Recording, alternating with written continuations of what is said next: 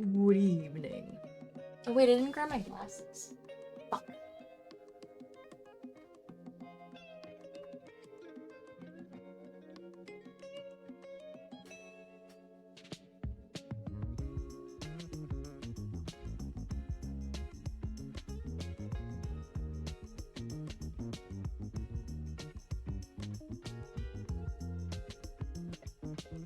There we go. Now I have my glasses. Ah. Right. I guess we should get started. I'll head over to our chat room. Blah. There goes the music. Goodbye. I hid a whole bunch of the artwork so that when I start the presentation, it's not all in the way. So if you're wondering why the screen looks so fucking blank, that's why. Hello everyone. Hello. It's nice to have you here. Who all is here? Let's say hellos to everyone. Oh, I gotta move this over a little bit.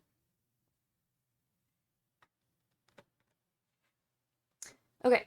Hi Bach. Congrats on first. Hi Tyler. Hi Nightbot. Hi Jonah. I think it's just you guys in chat right now. Hi guys. Hello. 75 stream streak. Hot damn. Okay, so this PowerPoint.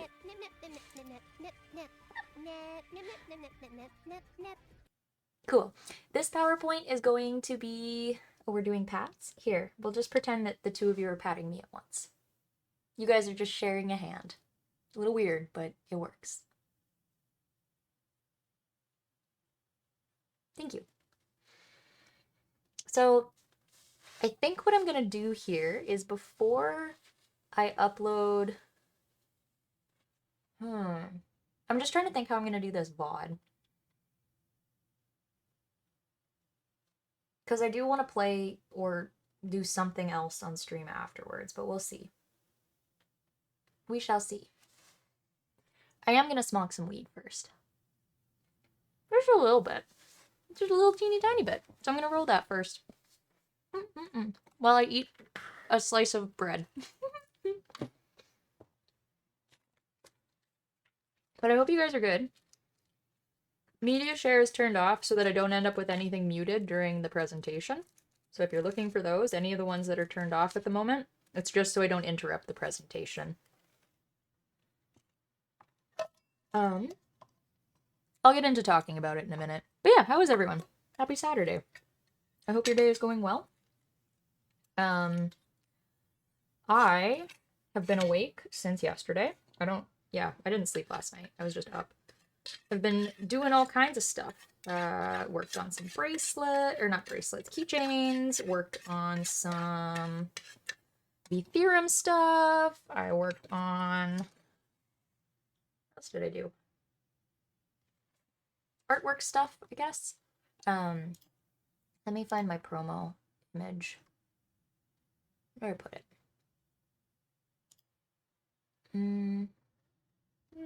Where are you? Horticulturist.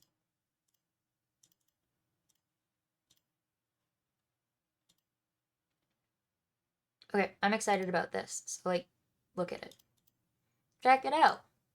This is what I made for today. And pull it up a little further. There, now you can see it. So this is tonight's presentation. I'm very excited about it. I made this image yesterday. Insect decomposers in the boreal forest. If you look closely, you'll see that there is actually a person standing behind. Yep. See? Well, it doesn't show you my mouse. Damn it. Anyways, if you look behind the Nep, Sasquatch Nep thing, you can see the elbows of a person, and this is actually a photo of me in the boreal forest. But I just covered it all up, so you can't see me. Yeah. So, I hope you're excited. I like this. I think it's good. Jonah, what are you doing? Am I scraping? Oh, I was pushing all the weed in the container over to one side so that I could scoop it better. you know, weed stuff. Okay, and I'm gonna roll a little pinner guy, just something tiny.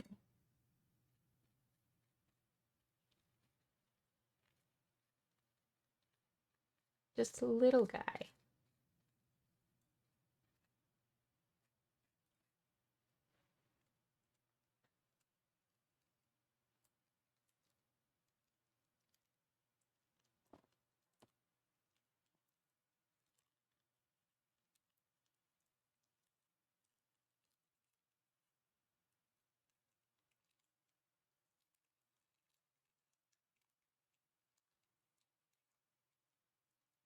Real nep versus New Jersey nep.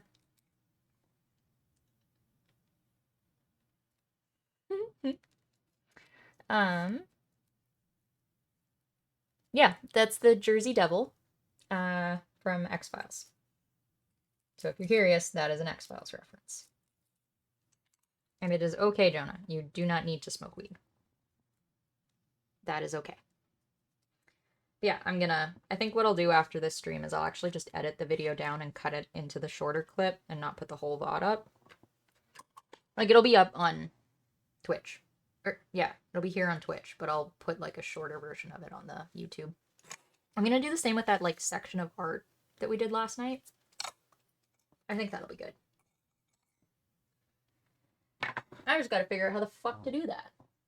Because, you know, I'm not sure. I can do it on my on my laptop because Apple has like a video editing software that just comes with it. But I don't think my PC does, so I gotta figure that out. Click goes the lighter. Yes, but that click was for lighting incense. This click is gonna be for lighting weed. Yeah, this is just like your standard Bic lighter. It's not fancy, aside from the fact that I put stickers on it. It's about as fancy as it is.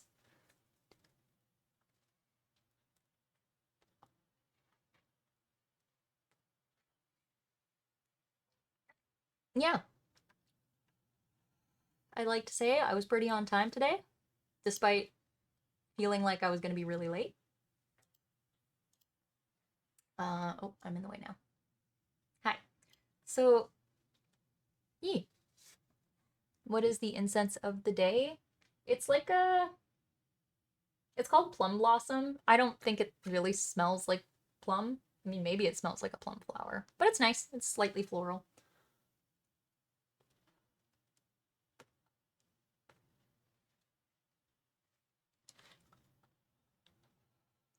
Smunk.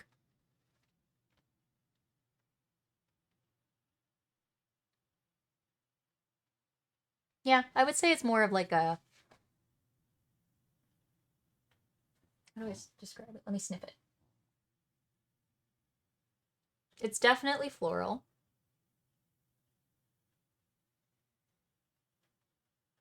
But it's got like a bit of a warm smell to it. Like, I wouldn't call it a sweet smell. I would just say it's floral but kind of warm. I don't know if that makes any sense. You guys, I'm so upset that I don't have a bottle of cheap wine. You have no idea how badly I just want to like smash a bottle of cheap wine tonight.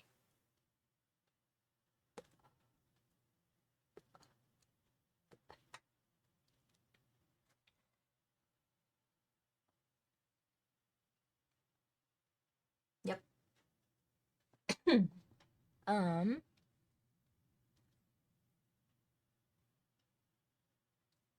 Sends Nep a bottle of cheap wine from the wine fest I was at. Hell yeah.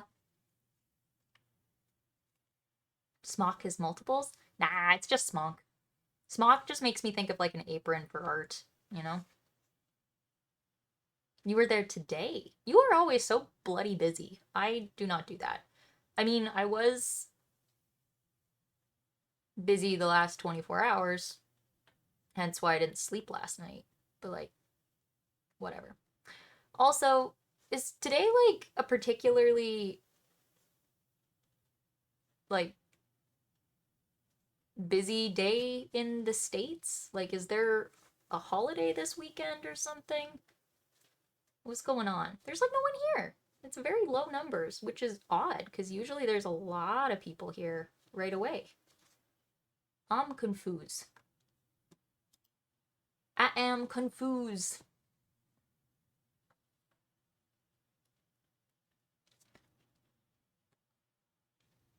Neat. I'll just kill a little bit more time. Let's finish up this joint.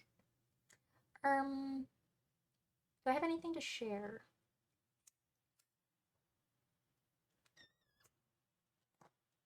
No, not really.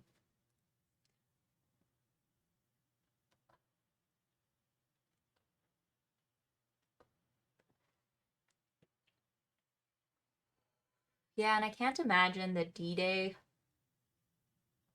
would keep people away from Twitch in the evening.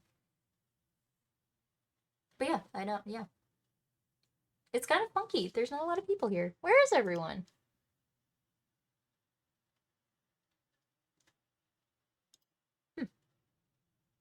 I don't know.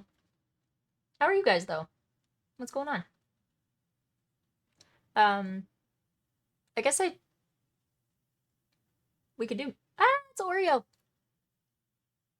Hi, Oreo!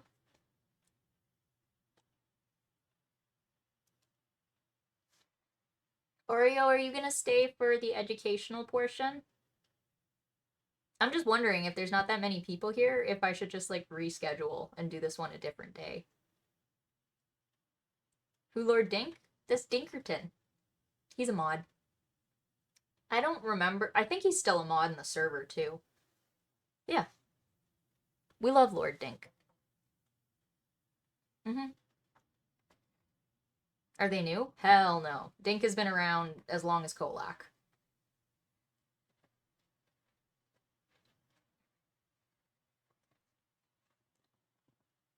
Oreo 2.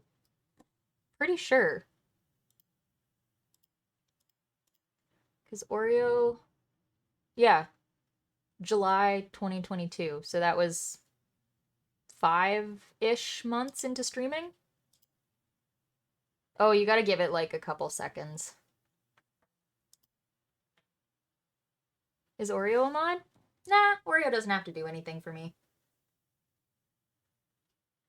Yeah, basically 4 years. Hot damn. Oh, 10-second cooldown. Okay.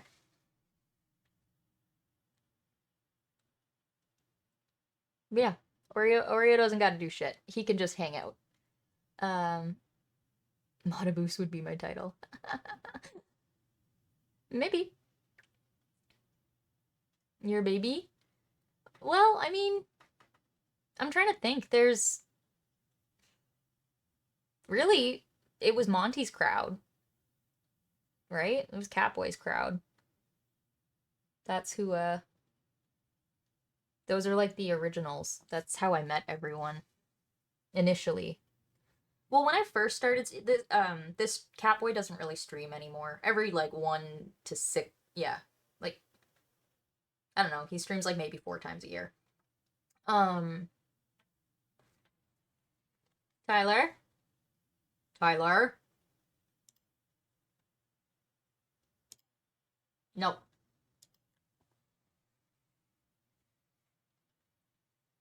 That is my special hangout. I don't want you guys in my thing. If you know him, you can go hang out, but like otherwise, don't do it. I don't know. It's just because it's like the OG crowd, so it's kind of fun to just hang out with the people I started streaming with, the people that like, you know, introduced me to streaming. So it's usually like Kolak, myself, uh, Cheaties, Breb. Who else is usually there? Sometimes Tulip shows up.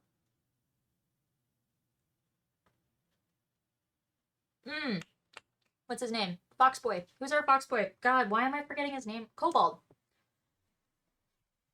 Sometimes Cobalt shows up. And I don't know if Rasta does or not.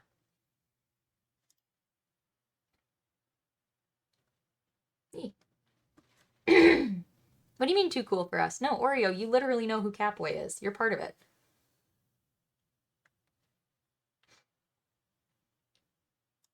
But yeah, Cobalt the Fox. Cobalt be lurking in here every once in a while too. It's adorable. It's adorable. I love it. Who is... Yeah, Cobalt's not here right now. But anyways. Yeah, that's where we started talking about this, because Dink's up on the bits leaderboard right now. So, yeah, Jonah was asking, who Dink? And I was like, oh, that's Lord Dinkerton. That's Dink.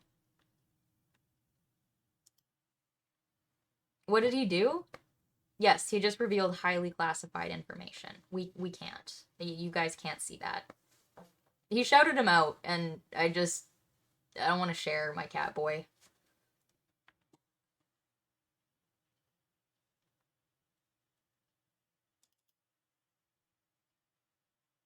Where's my cat boy?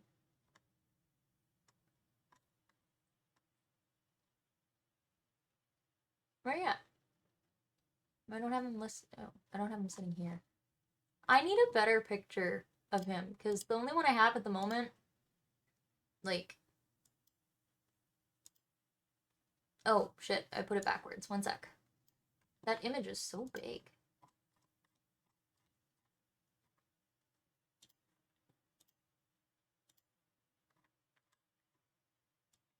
There you go.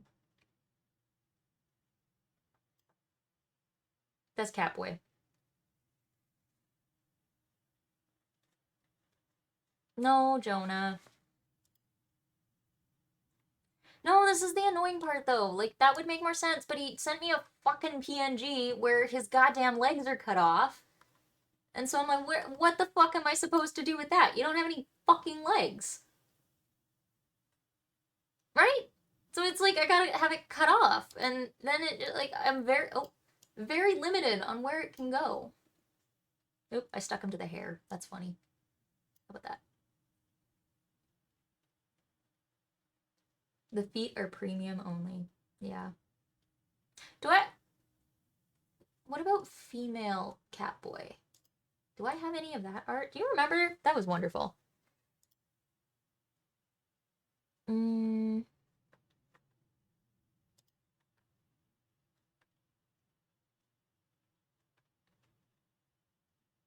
Actually, do I have it? Cursed.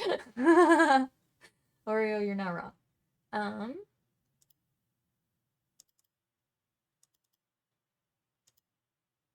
Well, that's a shitty picture too. God damn it, Catboy. Mother fucking Catboy. I swear to God. Yeah, I don't have any other pictures of him. Not that are useful. Jonah, what are you doing?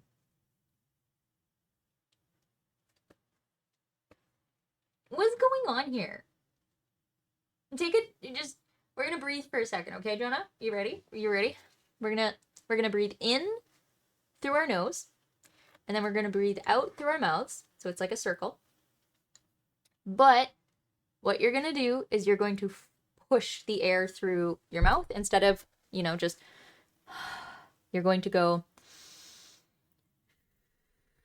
Oh, I guess you can't hear that. I don't know. It almost makes a whistle. So it's like, you just breathe in, and then when you breathe out, you... anyways, control... So, okay, ready? We're gonna do that. So, in. Out.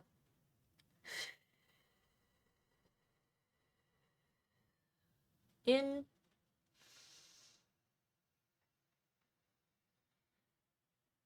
Out.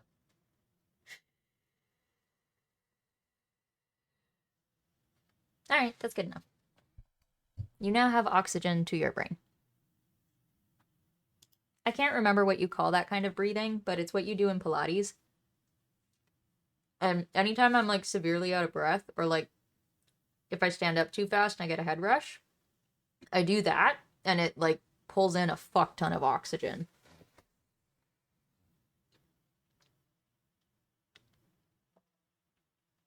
I don't fucking know. I already told you. I'm like, why the fuck did you send me this picture?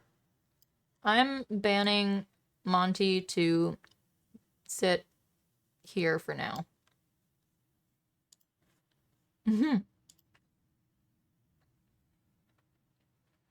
Yeah, something like that. Well, circular breathing's a little bit different, because isn't that what you do with trumpet? And so you can't actually stop breathing out. You just have to learn how to push air through your mouth without using your lungs. No, I know trumpet does it too. But I would believe that clarinet also does that.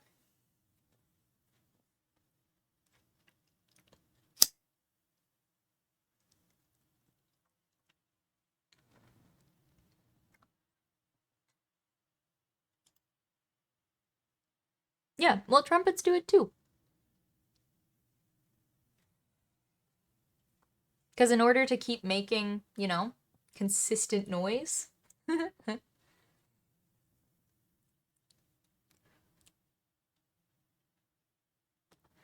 I also don't play trumpet. I was in percussion, which meant that I was right behind the trumpets and a bunch of the saxophone. So I don't really know much of anything about clarinet and flute because they were at the front of the room and I couldn't hear what the fuck was going on up there. But yeah, the saxophones and the trumpets, I got to hear a lot of what was going on. So I just remember that being a part of the trumpets. I do not enjoy particularly loud sounds right next to me. And especially things like just hitting a fucking drum. To me, like, it's just not pleasant to me. I don't like it. I don't like it. So I did everything I could to not have to play drums in percussion. I would either go for bass drum or if I had to do drums, I would mostly try to avoid snare. I just didn't like the snare drum.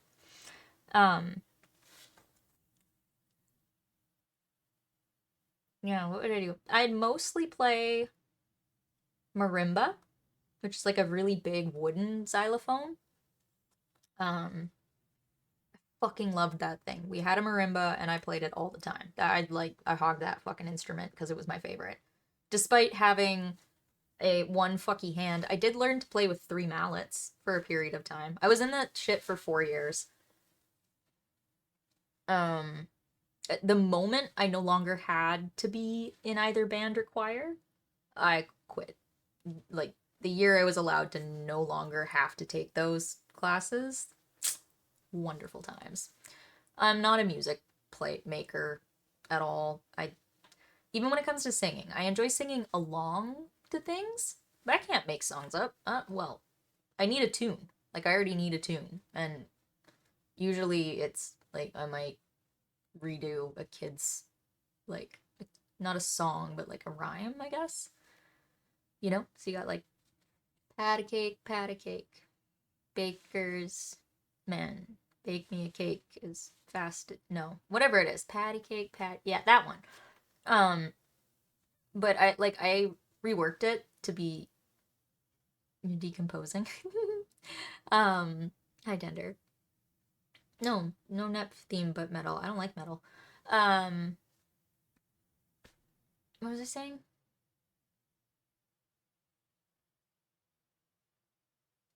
Sorry, I'm just kind of recollecting my thoughts on singing. Yeah, I don't know. I like singing along to shit, but that's kind of it. I don't want to make music. I just want to sing along to shit and listen. I'm a music enjoyer, not a music maker. But yeah. What else? Yeah, I did not enjoy that. I always stayed in art. Art was consistent. I fucking love art. I guess I didn't do art in 10th grade. So grade 10, I didn't. And then the first time I did grade 11, which was actually Steskolen NG, not grade 11. I would have been going into it, but I was en utvekslingsstudent på Sonneborg Steskolen. Og to inn.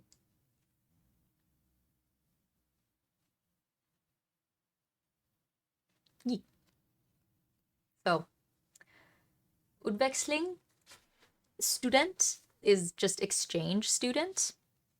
So, jeg har bodd I Sonneborg. So I lived in Sonneborg, which is the name of the town. I was in Denmark for a year for high school. It was fun. I was there and I lived with a Danish family and I went to Danish school. And then I repeated that grade 11, because I technically didn't do anything there. I couldn't speak the fucking language. I was learning the language. I'm not gonna learn fucking advanced math and biochem coming from the US to European schooling. Anyways, can we get a baseball cap that says got wood?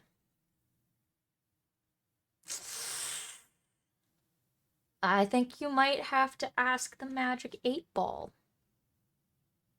That will tell us what it is. Hi, Kami! You made it! I'm kind of just yapping at the moment before I start our presentation about saproxylic beetles. Specifically them. Well, at least a large portion of the insects I'm covering are. But yeah. Hi. Voran. Let me try that again. Voran går det.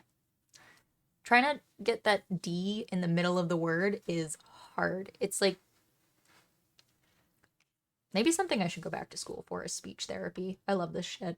When you make a duh sound, cannot predict now. I don't know.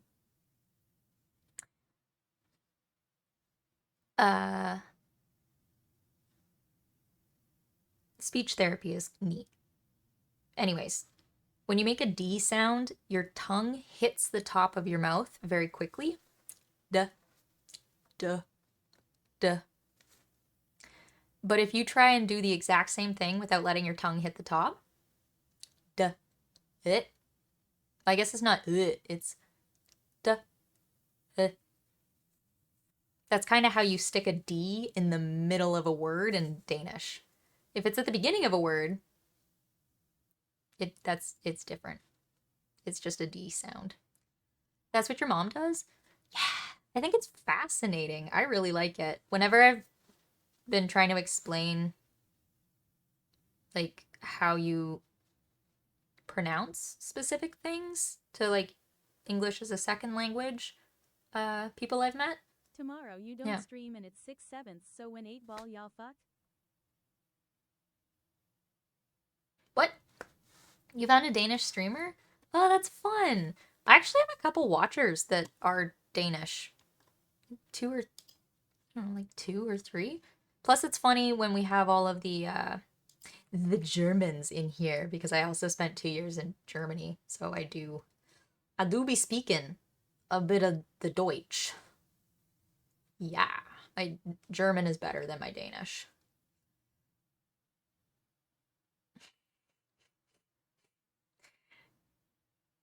Ocho cinco. Thank you, Tender. It's 85. No. I can count in a couple languages. Mein Vater war ein Hamburger. Mein Vater war ein Hamburger.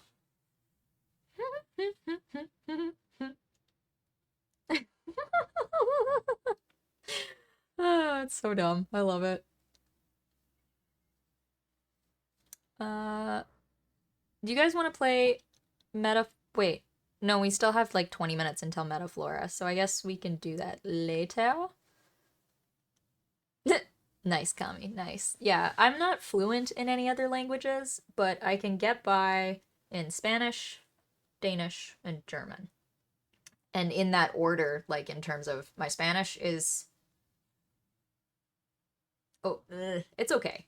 Danish is a bit better because I've actually lived in Denmark and been, like just dropped into the language.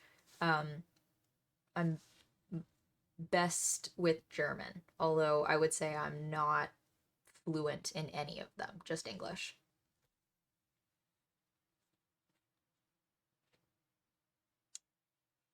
Is it kind of new, the Magic 8 Ball? Yeah! Well, I mean, it's something I drew and designed like two plus, I don't know, 2 or 3 years, I think like 3 years ago. Um, anyways, it like I made the Magic 8 Ball then, but I had no idea how I could connect it to stream and make it something you guys can use. Until I met Reed the Smith, who does hang out here. So you'll see him every once in a while. And you also see him in the Lars posting channel on the server. Reed made me a program that I overlay onto stream. Let me show you. It's very cool. So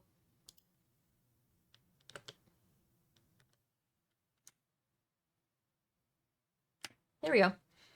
So this is what I think I'm hiding now, but don't worry about that.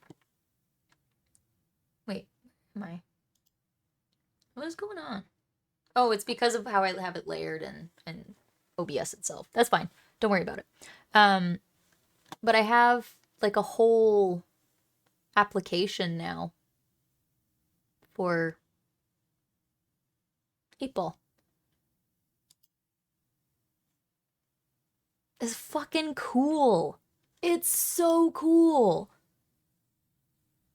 But I'm gonna give him a little shout out here just cuz.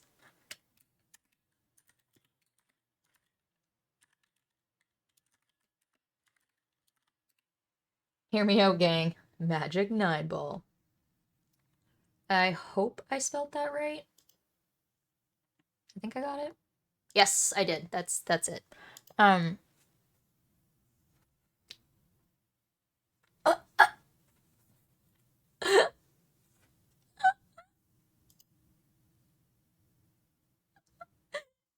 Oh, I love that.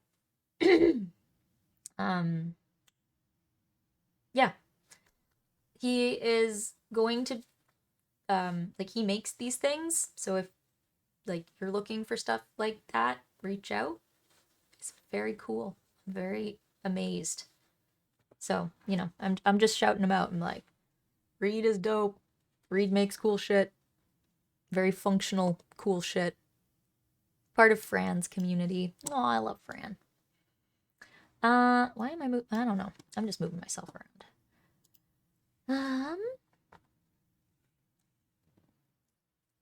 I've got a little bit left of my little schmunk, and then we'll start our presentation, I think. Or I'll keep yapping. One of them. I don't know. But hello, everyone.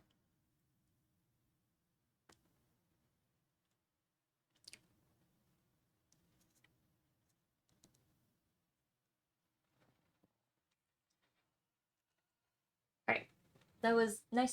All good. Very nice. Move that out of the way.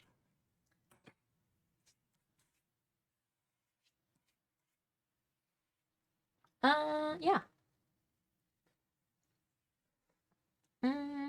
That makes you smile? Oh, thank you. Well, I guess I shouldn't say well, I mean, it's a compliment for me, so I should say thank you.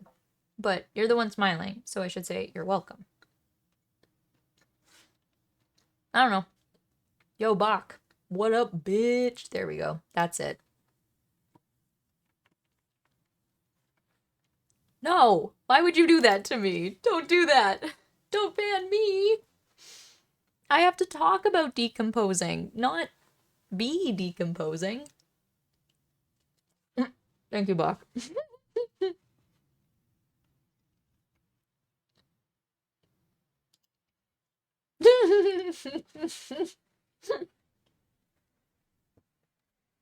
Okay.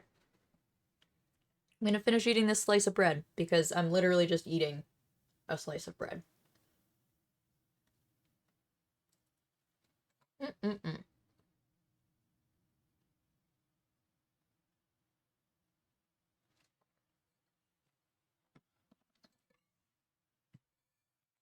So, it's called Winnipeg Rye. I don't know how to describe it.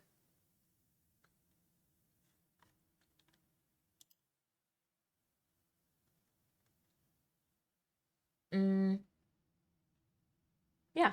Anyways, let's go. Let's go do the thing.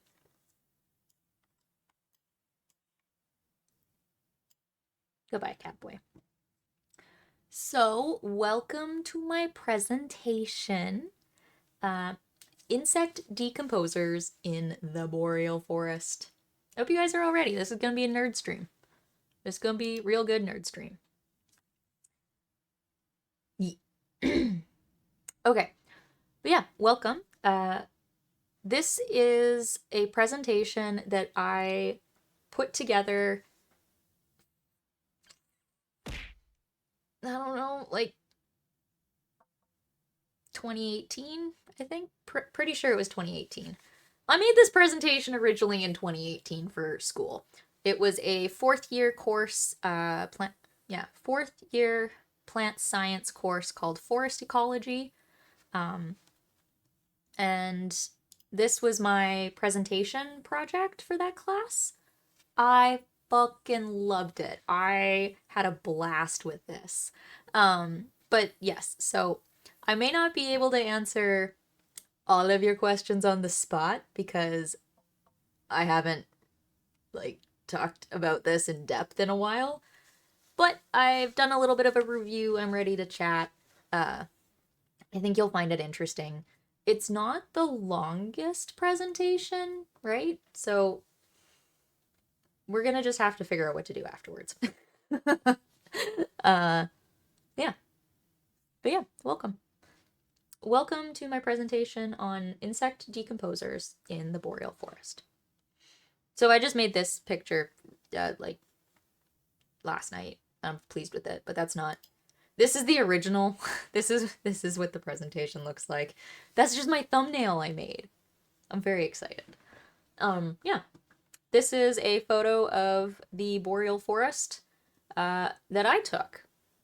So that's over like around Christmas, I believe. I think it was around Christmas. No, I didn't go at that point. Maybe it was January. Anyways, middle of winter. Um, it's pretty. Where are we here? Boop, boop. I clicked a button I didn't mean to click. Oh, there we go. I want to go back a little bit. Boop. So background picture, photo of boreal forest in spring. Photo of boreal forest in winter. Anyways, thank you. I took that photo while in a car driving, and I don't know how. Anyways, I like the photos. I think they're cool. Neat. Beep beep. Oh, I have that as a sound. Beep beep. It's on my Stream Deck. I don't think I have it loaded up anywhere, but I do have that. But yeah, I'm excited to present this to you. If you guys have questions, you can either highlight your message and then I can kind of see it, or like just ding the bell so I look back at what's going on. What is the name of that bell one? Is it just ring bell? Yeah, ring bell for service. Ding! Fries are done. Hello. Oh, enjoy your lurk, Memoria. It's nice to have you here. But yeah, if you just ring the little bell, it like brings my attention back. It's literally like you're just ringing to get the, bing, I'm here. That's the whole purpose of it. Okay. Well, I wasn't driving Oreo. I was in the passenger seat. Yee.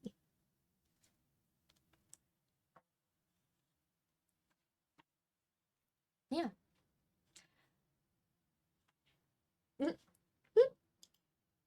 Very much. Oops. Yes. Okay. Anyways, I took these photos. I love them. I'm very pleased with my color scheme and everything. Ah. But before we really get into the presentation, I want to introduce a little bit of vocabulary to you guys so that you have a better idea of what the hell I'm talking about. So, words that you might want to know for this talk. Starting with ecology, right? So the course I was taking at the time was forest ecology, and ecology is probably a word you've heard before. So the natural science of the relationships among organisms and their environment. So you're looking at the plant organisms, you're looking at the soil biota, you're looking at mammals, you're looking at, every living organism in the space, and the non-living elements. So rocks and fire and, more of that stuff. So how they mesh and the impacts of one on another, species populations, I don't know, like, yeah, anyways, ecology. Yeah, so next up, boreal, because I be calling, Memoria? Ooh, that's cool. The tender friend, where you come from? How the fuck did you get here? Just kidding.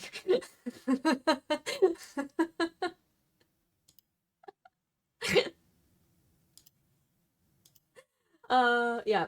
So, as you also might have noticed, damn it, boreal forest. What does that mean? What the fuck does boreal mean? Anyone have an idea? Well, I mean, it's written right there.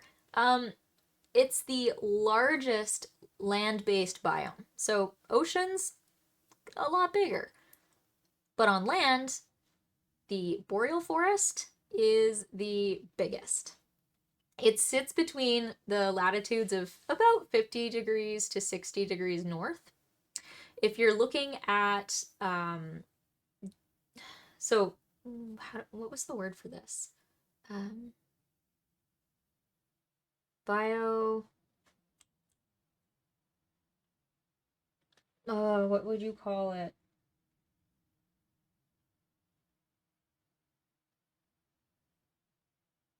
It's the thing that taiga, Taiga, like that grouping of, I'm forgetting the fucking word right now. Anyways, it's just one way of describing climate and such, taiga.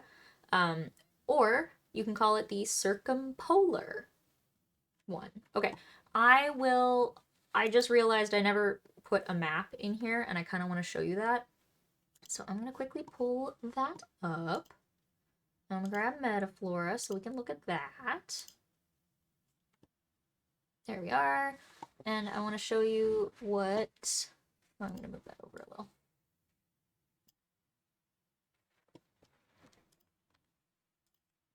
The circumpolar forest is.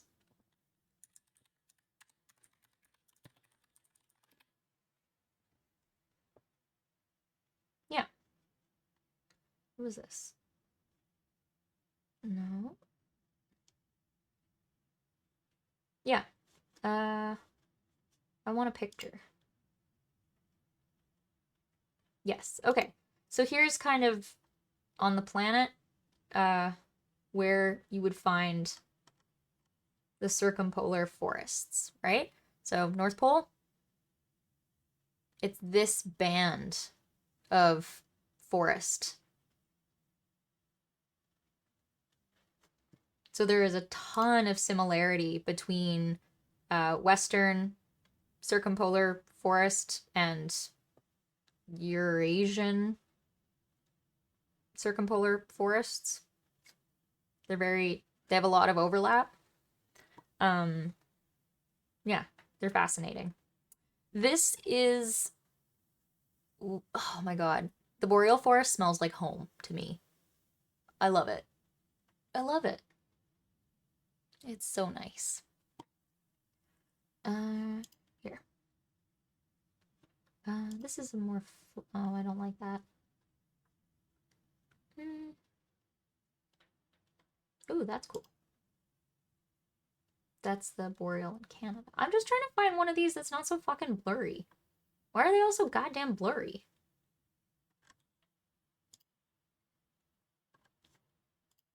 The hell is that shit? No, that's just a bunch of forests. This is not what I want. I want the whole fucking map. But when it's all flattened out, this is bullshit. Why can't I not find this? Ugh. Okay, that one's good enough. Nope, that's not what I wanted. Doesn't matter. There we go. So, boreal forest spans this kind of region. Boop, boop, boop. And it, if you're familiar with Canadian geography, the Rocky Mountains kind of sit here. And you'll see that only like some of it towards the north is in boreal, but the majority of it's not necessarily boreal forest. It just depends on where you are. It's a combination of things. Anyways, Siberia is similar. Yeah. The tree line in my region, where the tree line kind of officially starts and you're officially in forest, I can drive there in 2.5 to 3 hours. So when I say I'm kind of north, like I talk about it, I'm like, yes, I'm in Canada, but I'm not close to the border. Yeah, I'm like 2.5 to 3 hour drive from the boreal forest. Okay, I'm gonna put this away and we'll go back to presentation. What is being asked? We'll have to actually go into the link. Google makes them blurry. Ah, that's dumb. Also, Oreo, yes, it is. It's like a ring. Circumpolar just kind of means it circles around polar regions, right? So, yeah. Anyways, boreal is what I refer to it as. Taiga is more of like a classification term. Ecosystem? No. Fuck, I cannot remember what grouping of description that comes from. But yeah, boreal, taiga, circumpolar, interchangeable. Oh yeah, it goes much further north. A good chunk of Canada is boreal. It's like the evergreen forests. So they're still green in winter. God, I love them. Yeah. Phagy. This is another thing we are going to want to know. So, insect decomposers. In order for insects to decompose things in the forest, they need to eat. And they eat it. Phagy is a suffix that you'll add to the end of words. So suffixes that mean eating, ingestion, devouring, right? Eating. At the end of a word, when you do utilize it, you would say, what is it? Xylophagy? Xylophagia. So just kind of depends on the use. Or here. So we have saproxylic. It could be saprox. Yeah, sapra. I don't know if the xylic is what comes off of it, and it would just be saprophagy. That would make the most sense. Saprophagy. Anyways, yeah. So feeding is kind of the focus of this presentation. There are different kinds of things when it comes to what things eat and terms you use to describe them. The ones that we're going to focus on are generalist. So a generalist feeder is an animal or living organism with a broad, flexible diet and can survive on a wide variety of food sources. We, as humans, are generalist feeders. Right? Regardless of your choice to eat meat or not or whatever, you are still a generalist feeder. You don't have to eat the same fucking thing, right? There are bugs that only live on specific plants, right? Because that's the only thing they eat. We are generalists. The other term we're going to focus on today is something called saproxylic or saprophagy. And these are organisms that only feed on dead wood. So not living wood, but dead wood. And that's the only thing that they feed on. So if you have no dead wood in the area, you cannot have these things surviving there, right? Speaking of dead wood, snags and logs. Snags are any kind of dead wood that still remains standing. So the tree is dead, but it's still upright. That is a snag. Log? Fuck, I love log. It's dead wood that has fallen. So snags can also be like if there's a large branch on a tree that's completely dead but hasn't fallen off, right? That would still be a snag. Log is just anything that's like kind of hit the ground and is no longer standing. Are those the original bacteria, which are the wood or wait.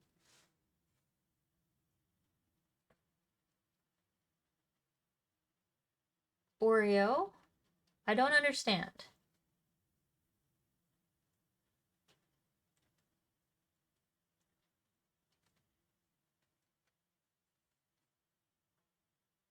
Are you just saying like prior to... I don't know. Anyways, sorry Oreo. If you can rephrase it, I might catch what you're asking. I'm just confused. I need it written in a different way so I can understand. Okay, but those are the two things we're going to talk about, and that's because the research that I will be sharing, not mine, just like a review of other research, it focuses on those different classifications of deadwood. We're going to talk about stands. So if you hear a stand as like a word in this presentation, it just means a like group. So if you have a whole bunch of pine trees, it's a stand of pines. You said that they feed on wood. I remember there wasn't anything which ate or decomposed wood back in the ancient times, so I was asking if they were the same kind or different.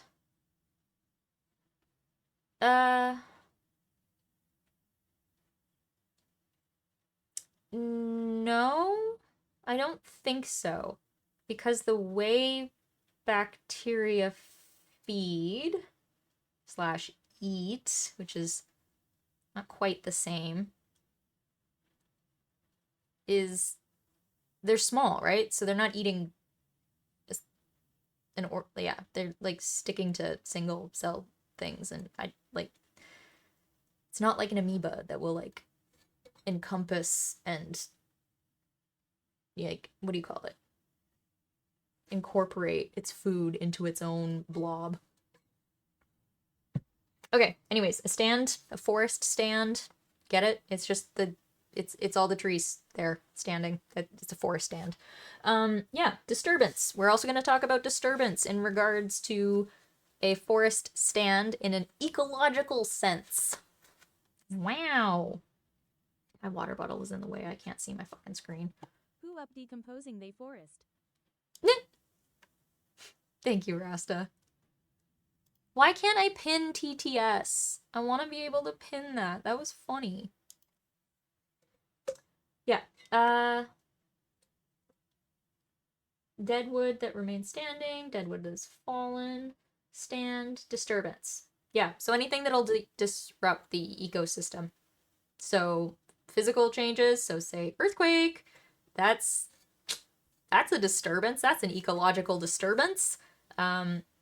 Say you have this nice grassy area and it's all wild and it's not been touched before, and then someone buys the land and it's like, this is now the suburbs. That would be a disturbance. Yeah, so just any kind of large change that is abrupt in the ecosystem. Ring bell for service. What can I do for you? Oh, you posted it again! Pin.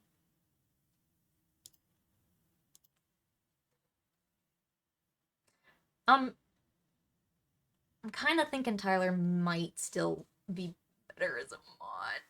I gotta do that. I don't know, Tyler. It's up to you, I guess. I don't want to make you do anything because you already do a ton of shit. Yeah, forest fires. Forest fires are a perfect one. Flooding, landslides, lightning would be an abrupt change. It would still kind of count as a disturbance. When lightning hits the ground, it's a really large charge of, I think, what is it? Nitrogen? Carbon. Nitrogen? Carbon. I think it's one of them.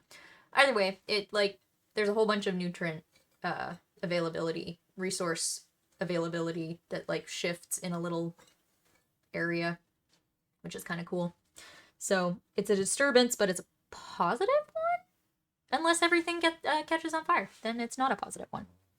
Anyways, yeah, and then the last thing is nutrient cycling, and this is pretty simple if you think about the water cycle, and it's in the ocean, and then it's in the atmosphere, and then it's rain, cycles. But instead of looking at a water cycle, we are looking at nutrients. So there are different nutrients. They move through the ecosystem differently, just based on structure and, I don't know, whatever fucking chemistry happens with them.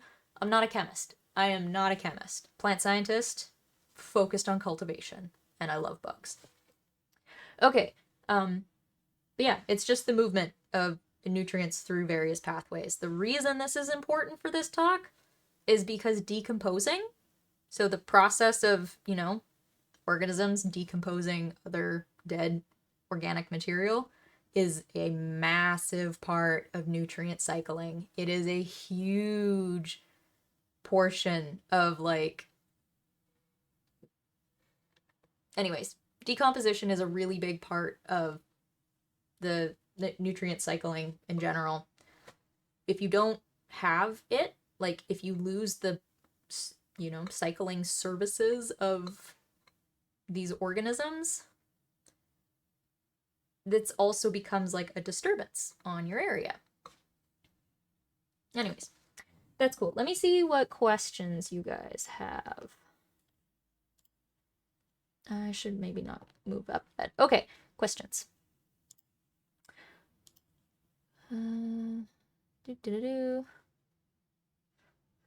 What is the difference between detritivores and saprophagy? So a detritivore is more of a generalist versus saprophagy being specific.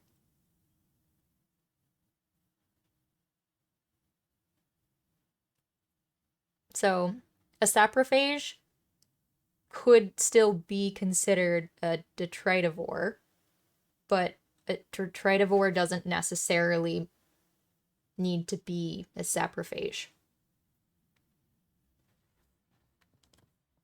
Is there a time frame for what is considered abrupt, or is it more vibes based? Kind of vibes. The idea is just that a disturbance is not part of the, I guess, air quotations, natural flow. It's something that impacts the area. So it's an outside force that causes an impact. You're dying. No. Don't die.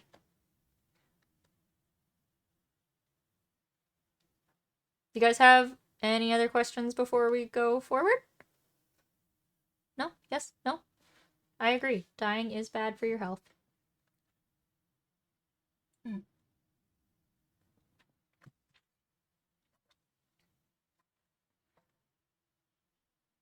I mean, what else do you want to call it? Like, that's the word that makes the most sense to all of us here. You get it, right? You're not just gonna, like, stand there and be like, okay, I feel this. No, you're gonna, like, take into consideration, like, the context of that specific situation. And then you make a decision.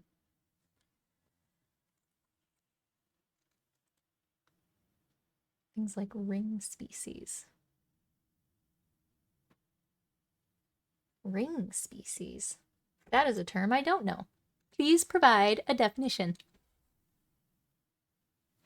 Okay, so who are they? Who are our decomposing insect? Our insect decomposers.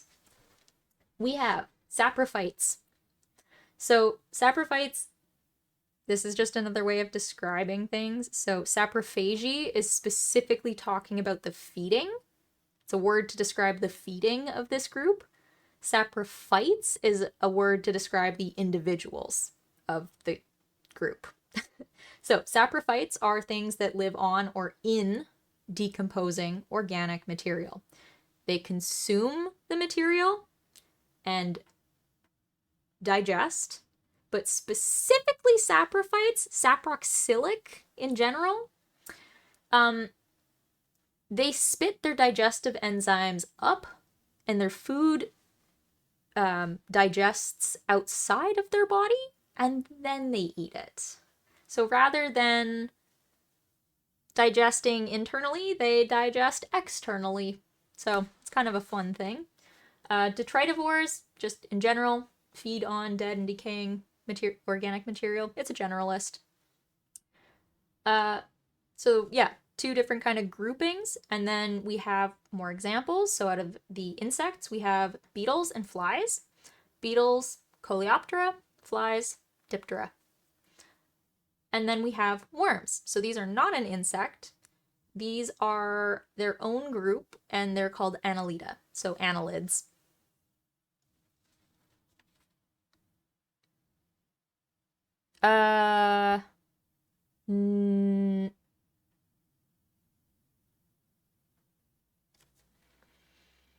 No.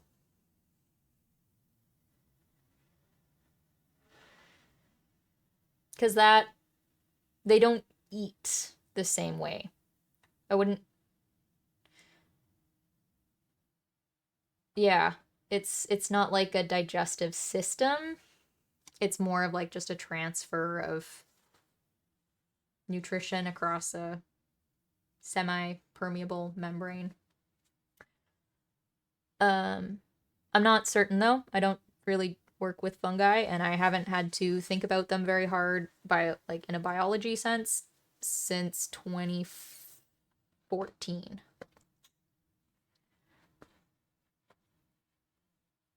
No! What? Actually, little bits of mold and stuff are okay in there. It's fine. I would prefer not, but like that's just because I don't want to touch it. Okay, so those are common detritivores that are part of the decomposing system of the boreal forest.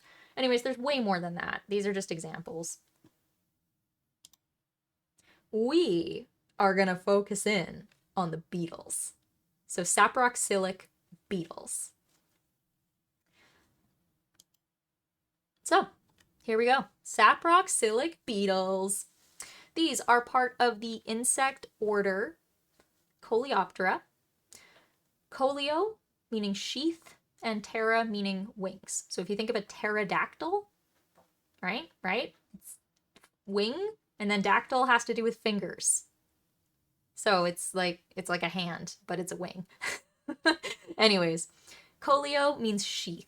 And the reasoning for that for beetles is if you think of beetles, they all have a shell. When you think of like how a ladybug flies, the top bit of the shell kind of parts and then the little wings come out and then they fly. Those shell pieces are modified wings. Those are the forewings, and it's the hind wings that they fly with. What you would call them, the shell, those are called elytra. So E-L-Y-R, no, E-L-I-T-R-A. E-L-Y-T-R-A, elytra. So that would be what you call the wings. They're cool. So it's the whole group of beetles in general. There's a ton of them, like in Minecraft. What? I have not played enough Minecraft to know. Hi, Komi! You made it. And I keep forgetting to say your name out loud, but Gingero Maximus, thanks for coming around and asking questions. I enjoy it. Connie, have good sleeps. Good eeps. Good eeps. What else? Arodolphus. Hi. But yes, there are tons of things in the beetles. Beetles are one of the larger orders of insects. There are a bunch of different things in there. There's a lot of shit in the beetles. We have not covered beetles. This is just a very highly specialized section regarding how they eat. But yeah, so things that you will find are Curculionidae. This is the largest family of beetles. I love it. It's the weevils, and their Latin is Curculionidae. Such a good one. I always fuck it up with mosquitoes, though. Mosquitoes have a name that's really similar. JBS Haldane quipped that if a god or divine being had created all living organisms on Earth, then that creator must have an inordinate fondness for beetles. Oh my god! That's incredible! Tyler, please remind me of that elsewhere. Like, I would like to yeah, I would like to remember that. That's awesome. Yeah, so Curculionidae, you got weevils, which are seed-eating beetles. Cerambycidae, longhorn beetles, the ones that have like very, very long antenna. They're kind of a slightly longer beetle, long, narrow, really fucking long antenna. Cryptophagidae? Phagidae? I don't know. Silken fungus beetles. There's like tons of groups. There's also Coccinellidae. That's your ladybugs. They're not all starting with C's, although a lot of these look like it. One of the groups we're going to talk about is Buprestidae, and those are jewel beetles. So we'll get around to those as well. Yeah. Because we're grouping things today, well, actually, this is just talking about beetles in general. Beetles are everywhere. They be fucking everywhere. Beetles. They're all over the world. Highest concentrations are in old wood forests. A lot of that just has to do with preferences for food, right? The more tropical you go, the more moisture that you're contending with, and a lot more fleshy fruits. There's a lot of water content to the fruit that the plants grow. In drier places, like think of the Great Plains or the Canadian Prairie, it's not as, there's not as much moisture and rain all the time. So you get lots of plants that have very dry seeds, like wheat. Wheat is a dry seed, or a dry fruit, whereas an apple is a fleshy fruit. Love those terms. Weevils and such, and detritivores, and things that prefer a slightly drier climate tend to stick to slightly drier places. Anyways, they are across the globe. And you can categorize beetles in general under a whole bunch of different terms. So these are just more of the phagy terms. Mod to ban Comey? You're not banning Comey. What? If you had to eat one of these two weevils, would you eat the bigger one or the smaller one? There, I have you completely dashed. Do you not know that in the service you must always choose the lesser of two weevils? God damn you. Okay, maybe you do get the ban, okay? But yeah. Saprophage eats dead and decaying stuff by digesting externally. But we have other things. Mycetophages. They eat fungi. Phloeophages has to do with phloem tissues in a plant. Rhizophages have to do with the root sphere. So the rhizosphere is the underground air, like immediate vicinity of those roots and things. It's the rhizosphere. Above ground, you would call it the phyllosphere. But rhizophages, roots. Xylophages, xylem tissues in a plant. And then, yeah, saprophages, the dead stuff. But specifically by digesting externally.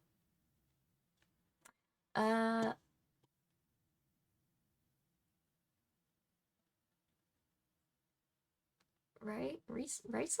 I am confused. I don't know what you're saying. Yeah, we got lots of beetles. There's a fuck ton of beetles. I love beetles. They're so cool. Now, why are they important? Okay? Okay? They are an integral part of nutrient cycling in forest stands.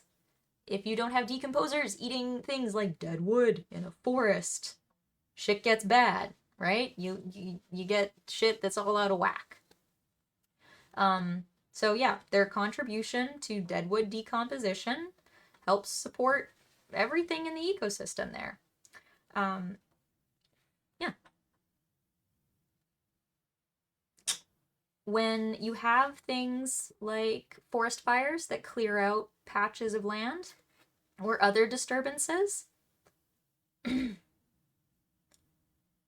you have a combination of like logs and snags around, the insects typically appear first. So they're one of the first stages of regrowth and renewal. You need those. A lot of the time, and this is why I'm bringing up their importance, they're forgotten. When we talk about conserving nature and everything, we think about saving the bees. But even when we think about that, we only think about honeybees, maybe bumblebees, right? What about beetles? What about the beetles that specifically eat deadwood? What about the beetles that are a huge part of pollination services? You know, like these things do get forgotten. Insects are an easy one to forget. Insect blindness similar to plant blindness? Probably. I'm not gonna lie, I'm always so sad that so many people are terrified of insects. Because they're not that scary. If you know a little bit more about them, they're not scary. But, like, it's hard to get people past that. Because if you're really freaked out by them, you know, it's hard to want to learn about them. See, like in your repulsed. Why would you be repulsed? You just don't know anything about them. They're no different from like butterflies. Beetles and butterflies, totally fine. Anyways, beetles are also a food source for a lot of things because they're small and you get like birds and shit and they, eat them. Yeah. And then in regards to the Canadian boreal forest, because I'm in Canada and I studied in Canada and we made it relevant to Canadian boreal forests.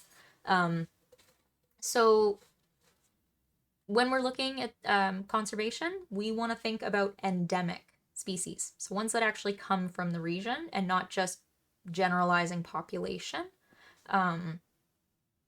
We gotta, focus on specific things too. You don't want to, conserve the introduced species. You want to conserve the ones that are from the region because they've all, like, human contact with this, like with North America, would be considered an ecological disturbance because the land was like just kind of taking care of itself rather than cities and other massive structures and differences in the land. Yeah. You want to look at the endemic species, the ones that come from there, because introduced species as well, while they do really good with like humans and stuff, they don't interact with the native plants the same way, right?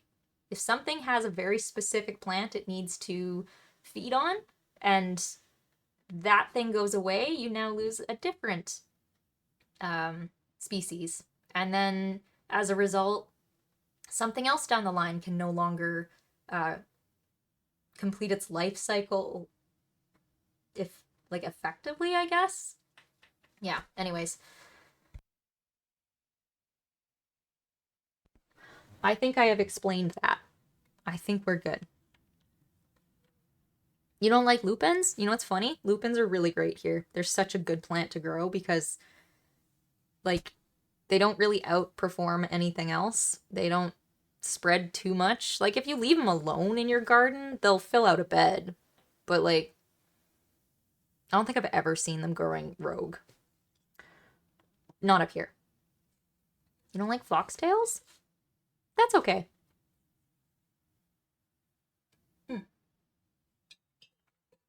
Just drinking some water here.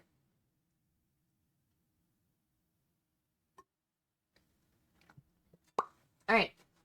Next slide. So, when we talk about saproxylic beetle populations in an ecological context, we are going to look at things for data collection like the forest size. You guys cannot see me, and I'm still sitting here like holding up fingers to count. Like, it would be fun if the model could track my hands properly. I would be so animated for you guys. I'm literally animated now, but I would be figuratively animated on top of it. Yeah. Anyways, the kind of data that you want in regards to studying populations, and specifically these beetles, you want to look at the forest size. You want to find, like, what is the center of this? So getting as far away from the edges as possible. You want to look at the decay classes. I'm not going to define the different classes for you. I have an image that will kind of give you an idea of what they are, and we'll talk about them in more of a research context. And then looking for things like forest fires and other disturbances that could possibly be related. I put forest fires on here because I'm going to talk about them. But yeah, other things when we're talking about population is we talk about species richness, and that just means how many kinds of species you have. So how rich in species are you, right? And then species abundance is when you're looking at a specific species and comparing it in regards to like the full population, right? So if you have all of the organisms together, but out of all these beetles, there's only like a small handful of euprestids, but there's a ton of curleonids. So like that would be species abundance, if that makes sense. You're looking at the ratio. All right. Here we go. These are some little snippets out of some different pieces of research. So this one is looking at the, is this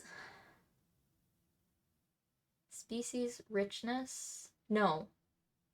This is population based on specific species and grouped by their feeding habit.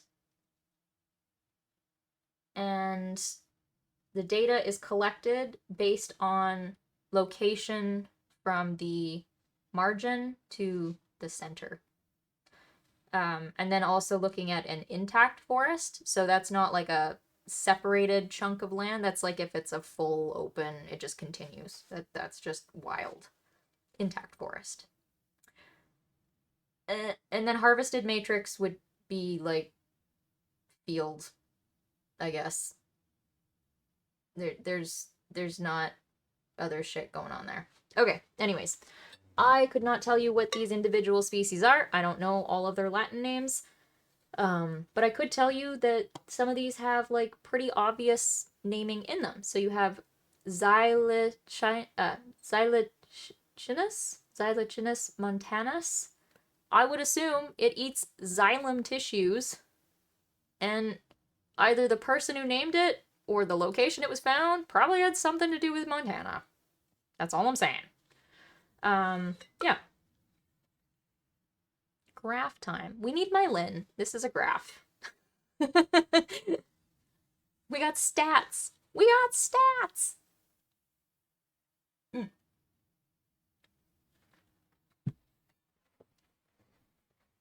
So, kind of the general idea is that different species have different preferences, right? So you will find greater populations in different regions of a forest. You will find maybe more of one type of feeder in one region than another. So for example here, looking at our so it's phloem, phloophages. We have 3 different species of them here across the top. And so these are our locations. So center of the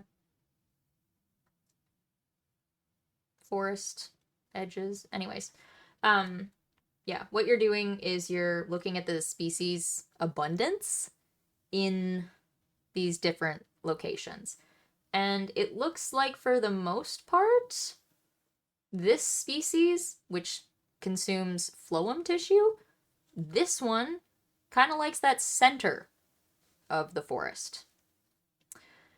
This one, so Crypturgus borealis. So borealis having to do with boreal, it's a circumpolar species, I would assume. This guy, again, it likes that central part, but it does well in other parts. I don't understand why these two are low. That's probably, I don't know if that's just an anomaly or what. But anyways, yeah. This one does the best in all of these regions in general. But again, does better towards the center, these foliophages. But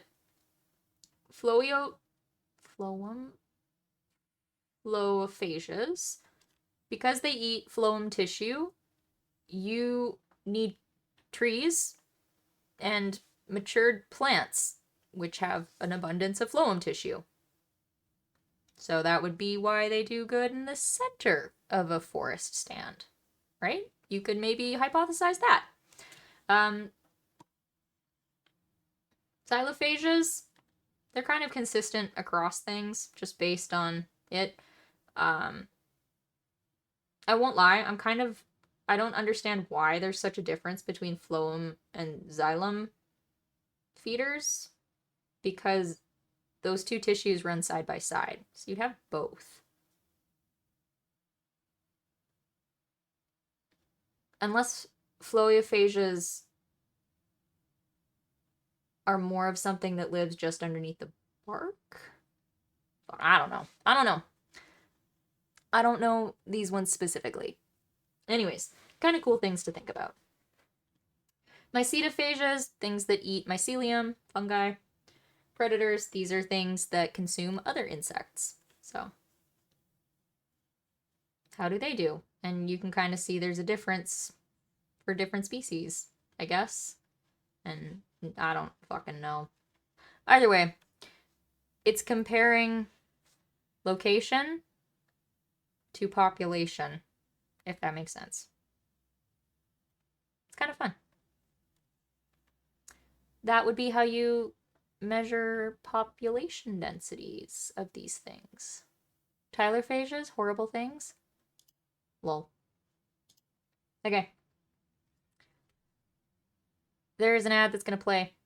So I'm going to pause for a second, and I'm going to drink some water. And I'm going to let the ad play. Wow.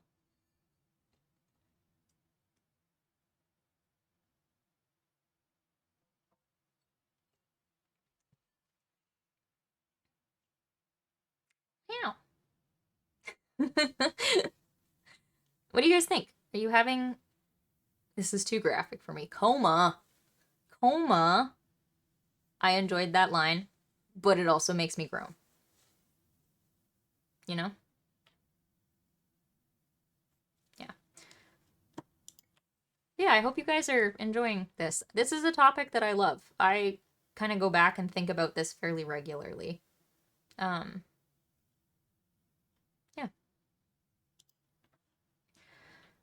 Ad is still running. You're learning stuff? Yay! I'm thinking next week I might talk about... It's such a short presentation. I have one on flame weeding. So maybe I should just talk about, like, tools, like weeding tools. Nah, I'll wait on that. I'll talk about that later. We should do something easier next week.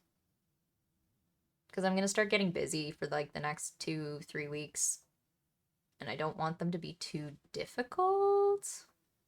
I haven't decided what I'm going to do yet. I'm moving at the end of the month.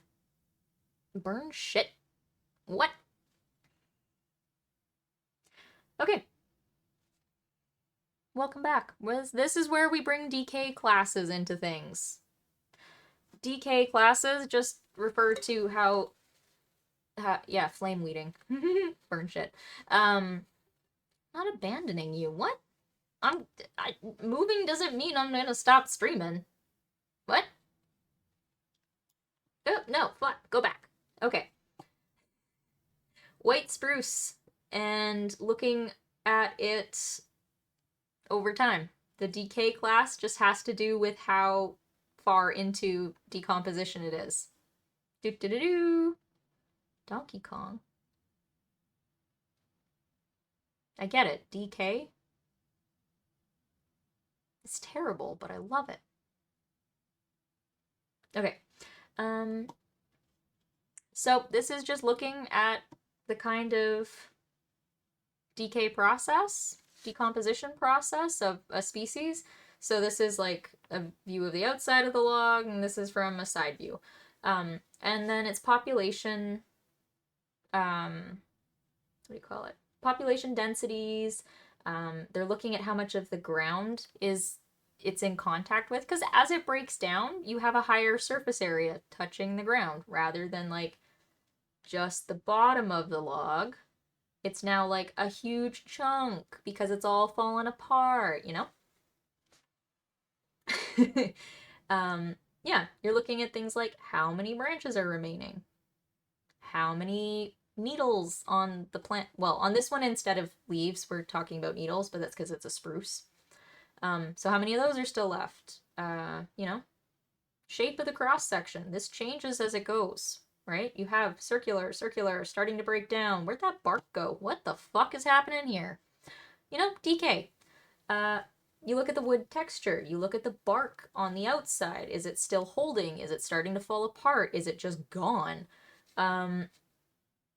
Yeah, how much of the bark is remaining? Look at the diameter of these things and see if anything has changed. Yeah, so there's lots of things that they're looking at in this study particularly to describe the stages of decay, the classes of it in this particular species on this in this image. Let me break it down for you. Decomposes it. Fuck, that's good. Fuck, that's good. I'm proud of you. That one's going up on the pin now. Once upon a time, I was falling apart. Now I'm only eaten for bark. Sag. Total decay of the heart. Wood. I love it. Okay. But yeah, stages of decay are important because... Okay. So, what was it? Our last page is all about population density in a forest. This is about the stages of decay. And this is about the stages of decay and the population density. Fuck yeah. Okay, so in this study, they were looking at different species. Well, I guess in this one, they were looking at a ton of different species, but they were separating them based on their feeding. So what kind of phagy preference they have. And then looking at those different stages of decay in whatever their, I don't know, population was? I don't know. I can't remember the details of the paper. I just know that this is fucking cool. But as you look, so this black one is our foliophage. It's only insects that consume phloem tissue are only present at the beginning. That's it. They're not here. Do you know why? Because you no longer have phloem tissue. On this end, we get way more of... I don't know what this one is. That's predaceous. Ooh, you get a lot of predaceous beetles. Probably because there's lots of other things living on there now. And so they show up. What else we got? The dots are mycetophagus. That makes sense that you have more of a presence of that at the end. There would be differences in the species that show up for sure. Xylophagus, way less common, but again, still at the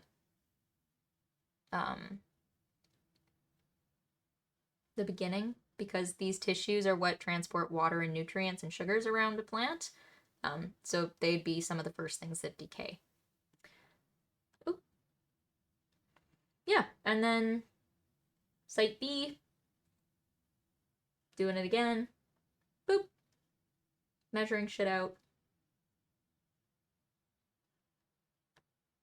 Cool. Yeah, but this is looking, so the difference between the two is that A is the larva and B is the adult.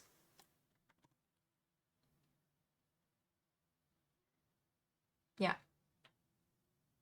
So you can, there's a difference in what juvenile and mature insects consume, and their like their behavior changes quite vastly.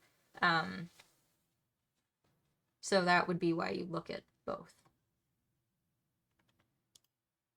Yeah. Oh, wait. In this study as well, what they found is that each species observed is largely restricted to a small range of the decay classes. There were 34 species that were found in either 1 or 2, and they have to be next to each other classes. They do not appear in different ones. They have a very thin, like, narrow band of time that they'll show up. A lot of species were found in the 3 to 4, and if we go back a page, our 3 to 4 is kind of right in the center. So things have started to soften and really break down, but they're not like compost yet, you know? So majority of the beetles observed were found during this time. So there would have been more beetles to count in general. There were 4 species that ended up being considered generalists. So those are ones with a wide variety of food sources. And those guys just kind of appeared all the time because they didn't need to worry about specific conditions to eat. And then, yeah, so one species in particular. Yeah, there's just one species in particular that was seen across all of them, all of the stages of decay. I don't know if that species was predaceous or a detritivore, though. I don't know if it hunted or ate dead shit, so hard to say. Okay. This is just another way to present this information. So this is the same paper. The difference being that this is kind of just generalizing based on feeding habit. So it's not breaking it up species to species. It's not really showing you a lot of detail on the beetle populations themselves. It's really just to kind of show the eating habit in relation to the stage of decay. Where do you see more fungi eating beetles? When do you see more phloem tissue eating beetles, right? Just depends on the stage of decay. This, again, being the same paper, is just another way to visualize it. Instead of looking at it as based on the feeding type, this is just by species. So these are all of the different kinds of species seen. And so you can see the different kinds of stages. You know, you got early decomposition, kind of in the middle, and then really close to just being gone. Advanced decay. But yeah, these are all separated out by different species that they looked at. I, unfortunately, cannot remember what the difference in thickness and stuff of the lines means because I didn't get to that part of the paper again because it wasn't one I could view without my university library, unfortunately. But yeah, more or less, different ways of looking at it. I think this is one of the coolest things ever, just to be able to see the difference of how many things show up. These are the ones that show up early in a dead tree. These ones kind of hang out while the dead tree is just breaking down, and these are what hang out when the tree is almost like completely rotten. Oh, you know what it is? Species richness. So how many where is it?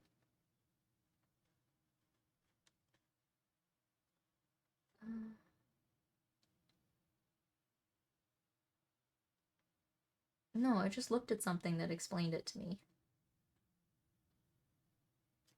What was I looking at?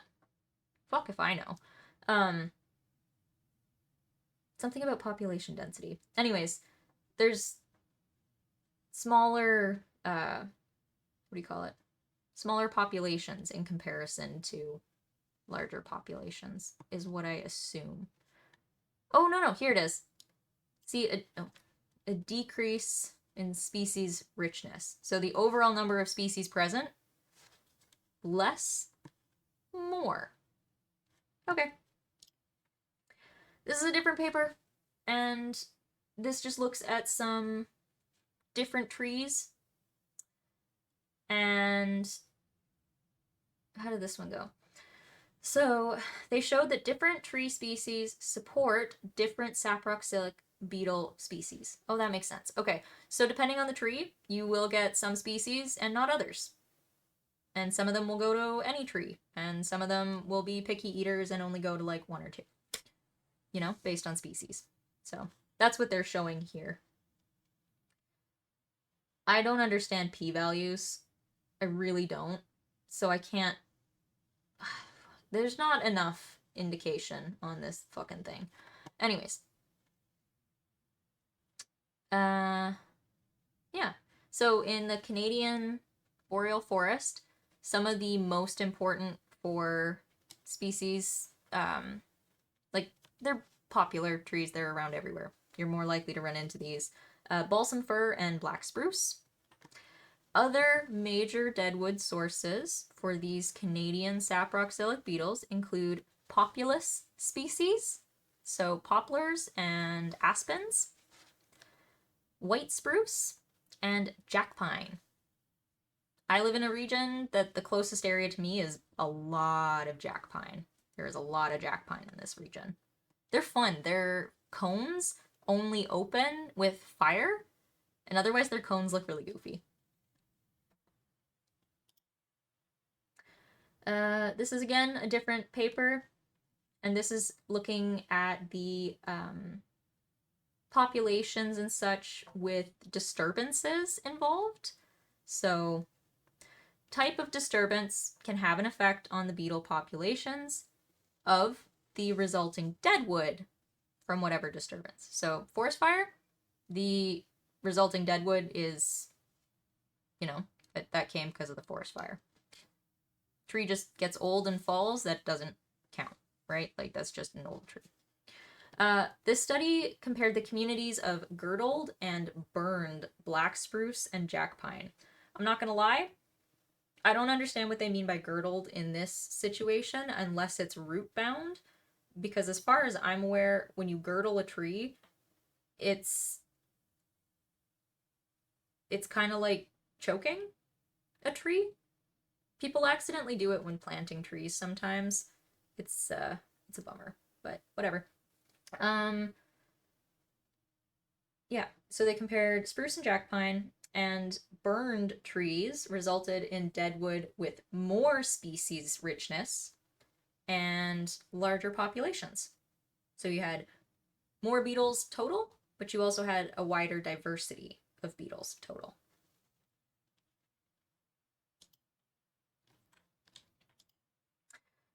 All right.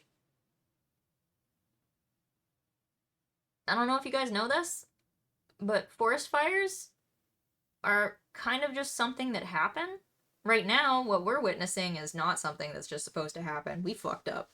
But, you know, prescribed forest fires. They're intentional ones used to maintain forest spaces. Yeah. Prescribed fires have been a practice since the early 1900s, and there has been a drastic change in forest composition. So, plants, mammals, fungi, soil biota, all of them. Beetles, insects, everything.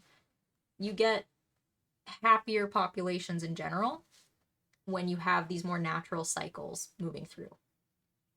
When you have less wildfire, lots of plants become vulnerable to insect pests, and it also reduces the number of snags and other kinds of deadwood. If you think about urban spaces, how often do you see dead trees? People don't usually leave those. So if you're in an urban space, you are very unlikely to come across these kinds of species because their food source is not here. So if you go into a forest and there's not wildfire that's come through recently, knocking a ton of stuff over and providing a ton of food for these these beetles, you get less of them, right? Anyways. Although major disturbances such as fire or insect outbreaks may appear to be independent events, they are often causally related. right? So if you have a forest fire and now there's all these dead trees that insects can eat, oh my god, now there's a lot of bugs because they reproduce really fast and they're all well fed, and then the babies are well fed, and then their babies are well fed, and so you get a lot of bug. And it's because you had wildfire or forest fire creates food, brings in things that want to eat said food. Okay, prescribed forest fires in regards to their effect on these populations, the saproxylics. So, insect populations typically go up when there is a fire disturbance, and it's once that is passed.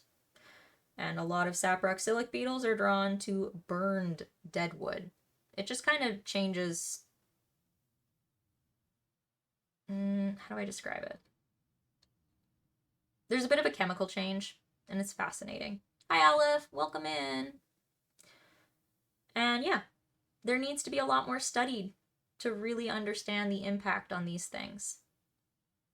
This is why I always get like frustrated when we're like, oh my god, NASA's so fancy and we need to study space. I'm like, bitch, study this shit. This is what we need. Underfunded sciences. Goddamn. Nothing's wrong with NASA. I will leave that as is. It's overfunded for the fucking work they do. No offense. Yeah. We were talking about the distance from the center to the margin of forest stands. Island biogeography. It's the study where you are understanding and explaining factors that affect diversity of specific communities. So you're looking at a specific factor and how it, basically the ecology effect of a single factor. Fund the NEP. Dude, fund the NEP. My god. I love it. Please. I'm kidding. You do not need to send funds. I am okay. It's fine. But why do we care? Why do we care about studying this?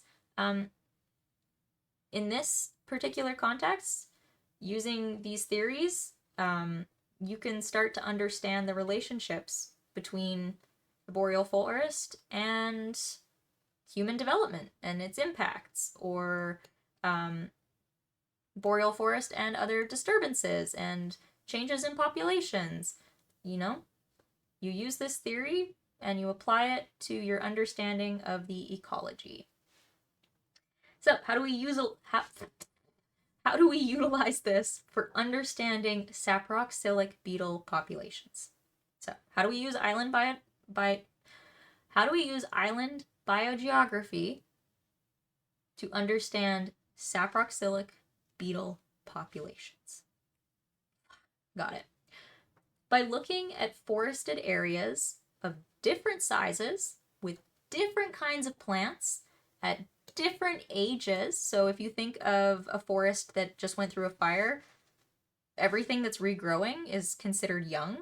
And then you kind of get like a mid-range as they get older. And then you have an old forest like afterwards, right? Makes sense. How long has the forest stand been present? How far into that are, yeah, you know what I mean. Anyways, by looking at all of those different factors, you can understand these beetle populations and their behaviors. What kinds of things support the populations, what kinds of things hinder the populations, and what kinds of things are required to maintain a balance with all of your other organisms. So, yeah. This is exciting. This is very exciting. Not only have we been allowed to talk about logs today, we now get to talk about beavers and saproxylic beetles. Fuck yes. I wrote this years ago and it's so relevant today. Yeah, so this is actually a study that came out of Finland, which also has boreal forest, circumpolar forest, taiga. They do have some beavers. And they did a study on these guys. And it's because beavers are a fucking disturbance. They be chopping down trees. They be creating the deadwood. They be the chef of the saproxylic beetle, providing delicious culinary experiences for the saproxylic beetle. Yeah. They're important. They're kind of like just part of that whole ecosystem. They help introduce deadwood more so than just plants reaching maturity and then past maturity. Yeah, so as forests become more managed by man, deadwood at those older stages kind of disappear from the environment. We don't want to leave those because it builds up and it's ugly and it's and you know, the more humans interfere, the more rare some of these species are going to end up, because those late stages of decomposition, that whole food source is no longer available for those species we were seeing that only show up at the advanced ages of decay. Now, beavers act as forest and ecosystem engineers. They artificially fall trees and they increase the amount of deadwood in an area. They cut down trees and they raise water levels. Raising water levels will drown plants. So, yeah. Cutting down trees, you can have logs, and raising water levels where it just drowns and it's not actually like causing it to fall.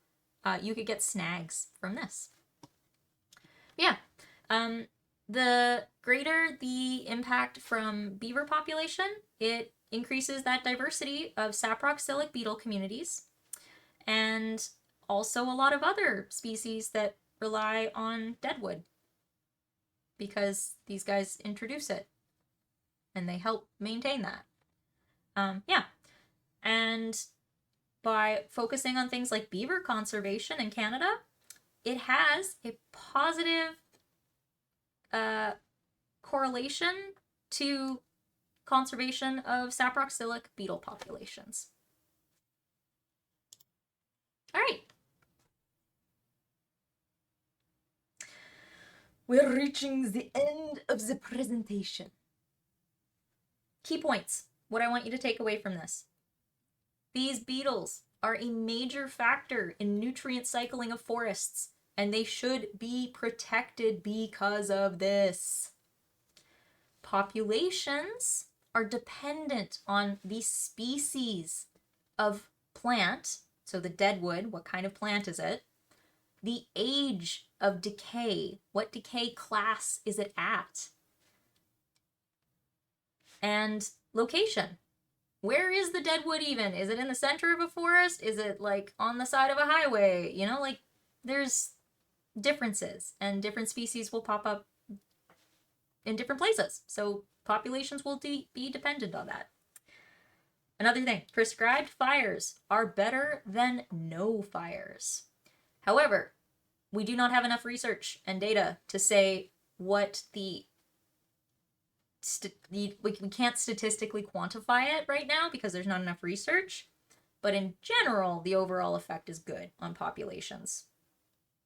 But we can't say specifically for saproxylic beetles because there's just not enough data to, prove that. It's more of a nice educated hypothesis. Should you go out and start setting fires? No, you're not a fire doctor. You can't prescribe those. What are you doing? That's malpractice. Or no, not malpractice. That would mean you have the license. What's this fucking word? Pretending to be what you aren't. Imposter. But not that word. I'm forgetting. No, not arse. God damn it, you guys. Anyways, island biogeography is also useful for doing this kind of study. That's all. That's all. Impersonating. There we go. That's the thing. Can't we have a little arson as a treat? I'm a plant. You want to burn me? Why are we arsoning? We're not prescribing a burn in the terrarium. Thank you. Thank you. I do not wish to go up in flames. I wish arson wasn't a crime. Have a backyard fire. Have a little bonfire. There you go. Not a crime.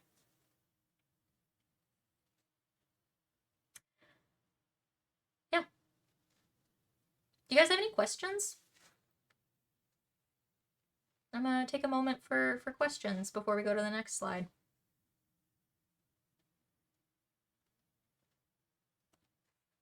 I'm confused. What is a sincerely Aurora stream? You feel smarter? Excellent. Okay, well, there is an ad that's going to play in a second here. So I'm actually going to start it early and let that go through. Let the ad play and I'll drink some more water.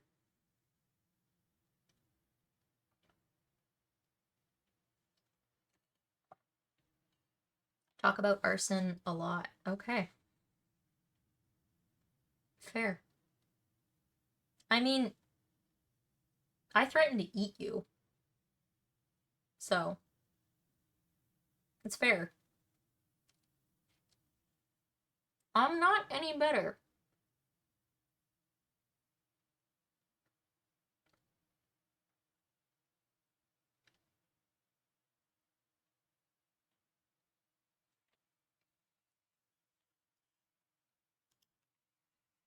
Tyler has his finger on that trigger. I used to keep it in the title of stream. So it would just be in the title, command eat me. It'd be like command vTheorem. Command eat me.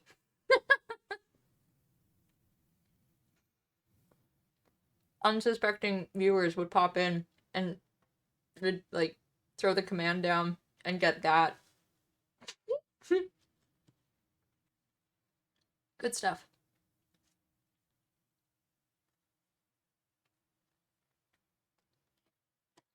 Again, if you are not licensed to, you know, prescribe shit, I don't think that counts.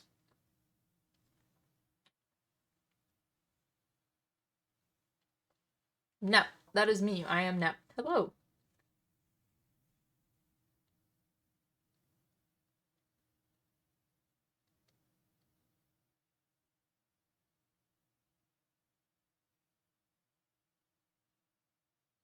What is up? You got a license for tree burning? Who Nep? I don't know. Who the fuck is Nep? God, I love that line. Tyler, did you see me throw that at you? Can't remember. Could you give a plant Stockholm Syndrome by burning a bunch of plants next to it, but keeping it safe and repeat? Yes and no. So, for example, you know the smell of fresh cut lawn? That nice scent that for some reason attracts wasps. You might notice that too. You get wasps showing up after a lawn has been mowed. Yeah, we aware? Cool. That is a chemical signal that the plant is experiencing damage. And it's not meant to be a chemical signal for us regarding scent, but whatever the chemical is, it's reaching other plants that can respond to it. Like they can, the signal, they can, I don't know what the word is right now. It works. It's the same language, I guess. It's like a warning. And so if plants have defensive mechanisms, so for example, they will slightly increase the content of some sort of compound in their tissues. It's a relatively new area of research, so I can't speak too much on it. I'm not super familiar. But technically you can communicate that kind of stress to surrounding plants, but I don't think it's going to impact any different through repetition. Yes, Tyler, you have the words that I kind of needed to explain. Some tree species kind of do the same thing when experiencing damage. So, for example, caterpillar infestations. The trees around it that are taking on the phytochemical goddamn phytochemical what's signal phytochemical signal, if they receive it and they suddenly increase tannins are what are kind of bitter to us. We don't like tannins, but tannins make sense. How does island biogeography work in forests? It doesn't have to be an isolated patch. It's not necessarily referring to that. It's focusing on one feature specifically. So not necessarily location. It could be one species. It could be one season of the year. It could be, it's just one factor. And how does that one factor interact with everything else?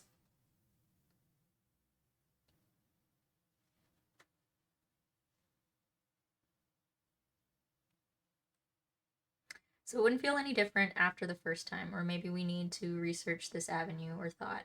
I mean, that's the thing though, is Stockholm Syndrome is a psychological thing, and plants don't quite do that, if that makes sense. If it happens repeatedly, they will likely repeatedly focus on increasing defenses. But I don't think it would cause a Stockholm Syndrome kind of a thing. Again, never researched it, haven't ever looked at a paper on it. I'm just making an educated guess. But yeah, let's go to our next slide. So plants can't recognize their owner's voice. No. Okay, I have a quiz for you guys, and that's purely because I had to provide questions for the presentation when I gave it, and I just left the slide. So, any of you guys know how to define a saprotrophic organism? What is a saprophyte? What is it to be a saproxylic creature?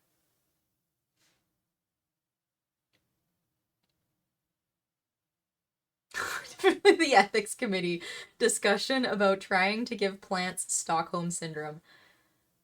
That would be interesting. Certainly interesting.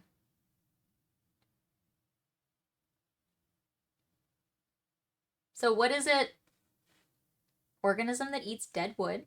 Yes, but there's one more feature involved that makes them saprotrophic and not just dead wood. No, not bacteria. When we're talking about organisms here, we're talking about bugs. Hello, motherfucker. Hello, motherfucker. Welcome in. Honor? It's honor. On-or? I don't know. Thank you so much for the follow. Welcome in. External digestion. Yep. I'm so proud of you guys. Question 2. What is the importance of these beetles? Not necessarily to the Canadian forest, but circumpolar forests. Why are they important? Why are they important?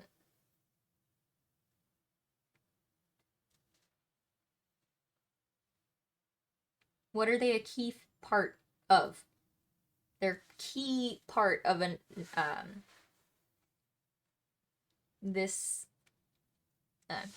not going to give you the answer. I'm going to wait. Give you a moment. What do they do that is beneficial to the ecosystem?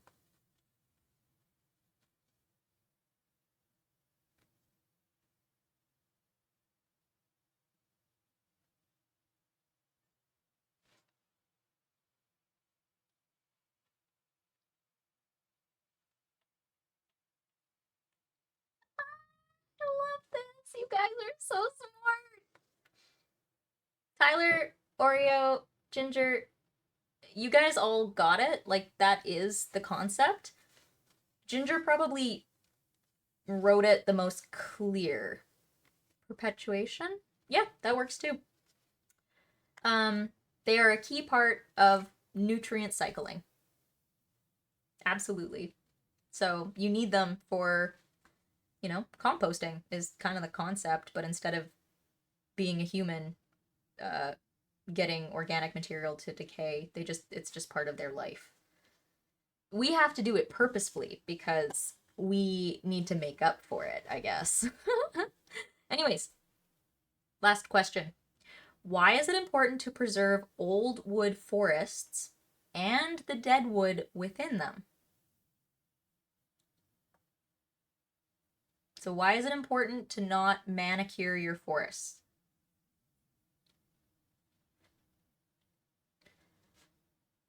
Oreo, you're so smart. Because they are pretty? I'll allow it. That's a damn good reason. They're gorgeous. It's not the answer to this, but I will take it. You get a star. But yeah. Key part of the ecosystem, man. If you don't have the food source for the beetles aren't going to be there. And if the beetles aren't there, things that eat the beetles aren't going to be there. And the things that eat those also aren't going to be there.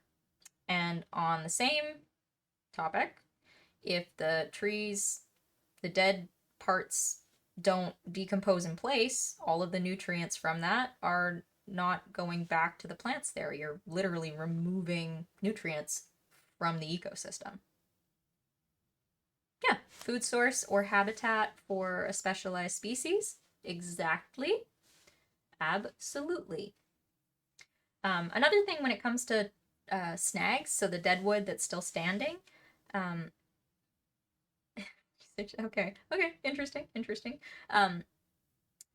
Dead trees that are still standing, dead wood, snag, they're often burrows and nests for smaller creatures, right? Birds and squirrels and things, because the tree is dead and it's hollow, right? That central wood has decayed. You get really good habitat as well for other things. So will the Rolling Stones be there then? Maybe. I would assume they're more in like the river though. Volunteer for your research thesis. What are you researching? What is the thesis? What is the hypothesis? That face. Yeah, but like, nicely done, guys. Proud of you. Those are the references specifically from this PowerPoint.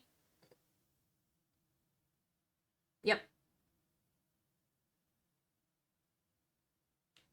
Stockholm plants. Jesus Christ. Let me out of the basement greenhouse. But yeah, that's our presentation for the day. I hope you enjoyed it.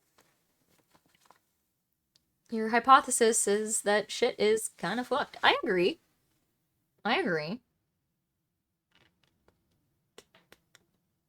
Yeah. However, it's a disturbance that the ecosystem will get through. Some things will survive, inevitably. And so ecology prevails. So, fascinating. Dude, we fucked the earth up. Doesn't matter if we make it through. It's probably not what anyone wants to hear at the end of a science talk about forest ecology. Let's go back to the top here. Yeah. I hope you guys enjoyed my talk.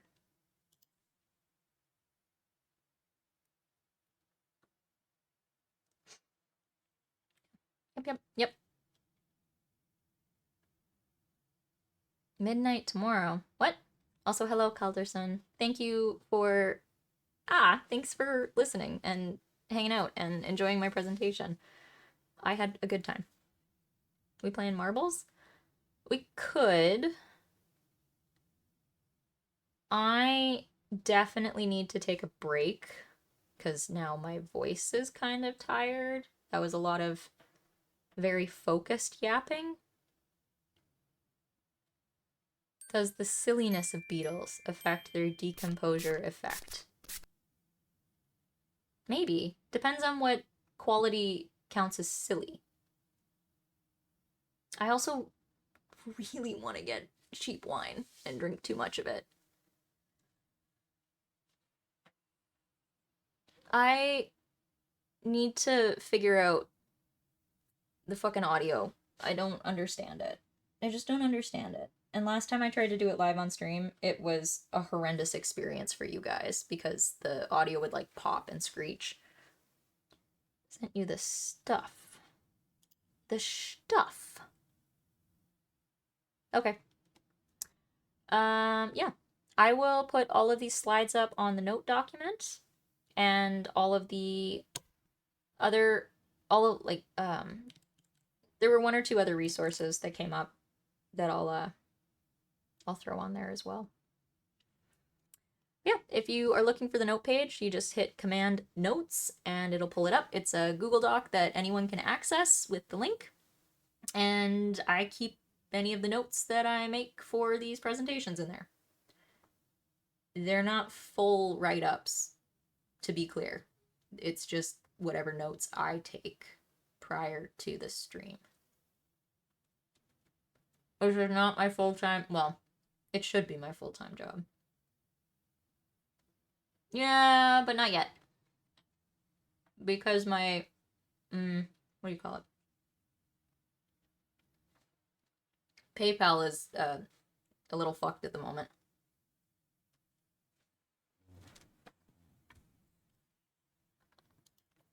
I think if you do this though, it pops up. Maybe. Nope. If you need the link for it though, I can just DM it to you.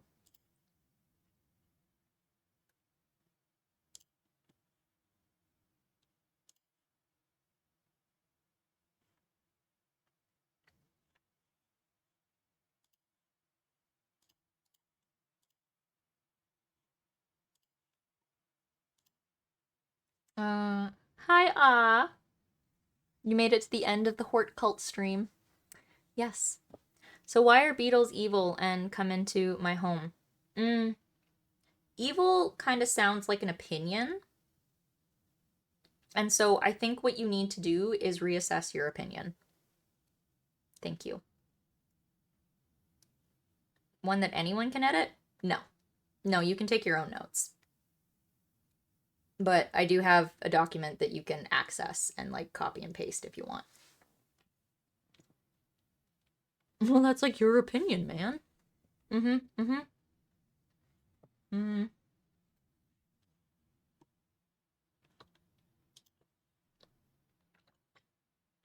Now what? Fuck it, dude. Let's go bowling. Yeah, I'm glad you guys enjoyed. This was really fun to revisit. I liked that.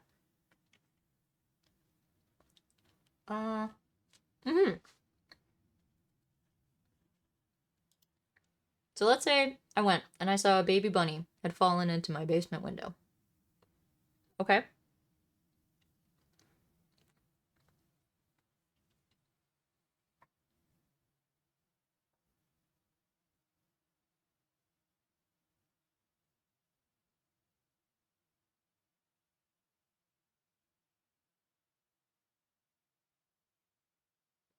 What to do about it? Put it back. It's a little bit of a myth that wild rabbits won't return to their young if they smell like human. If you consistently disturb the nest, the mom can get scared and just abandon. But just the little bit of like pick up, put in safe spot is fine.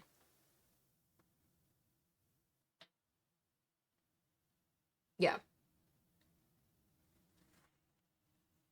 Otherwise,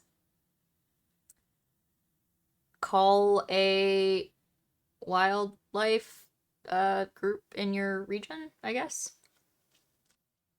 You know, like if people have birds that are injured, they can call them and they'll be like, oh, we'll save the bird. You might be able to get help with that. I don't know. Mm-hmm. Yeah, that was a good, like, almost 2.5 hours. It was kind of like the celery presentation. I dragged that out nicely. Not bad. I'm just surprised. Makes sense. Okay, we do have metaflora to do. That is something on our list to do.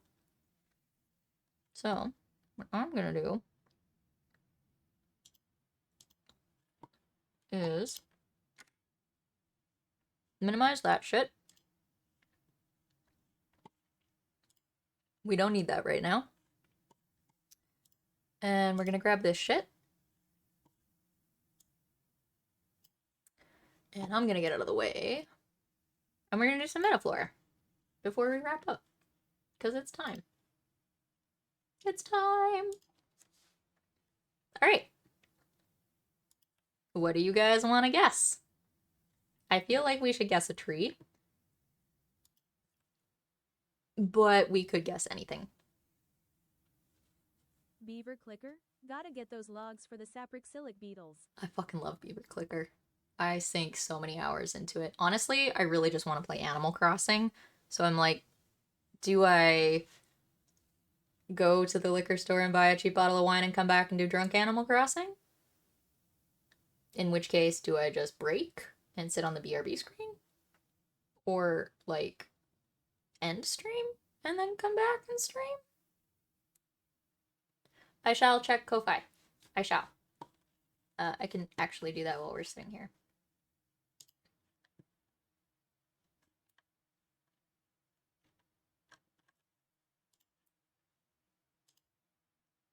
Home.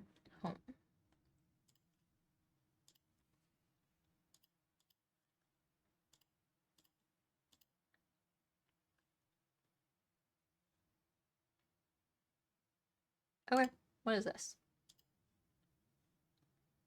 Aww. Thank you. For thesis volunteer and wine. I love it. Thank you. Yeah. I appreciate it. I got wine money. Yeah, I guess I'll have to come back to stream then, hey? We're doing taiga trees, it should be spruce. Alright, do you think white spruce is in here? Nope. Let's just guess spruce. That is white spruce. That's stupid. Do you want Picea abies, white spruce? Or do you want Picea pungens, blue spruce? Or Colorado blue spruce, depending on what you call it. The white spruce is more of a taiga thing, though. Let's do this one.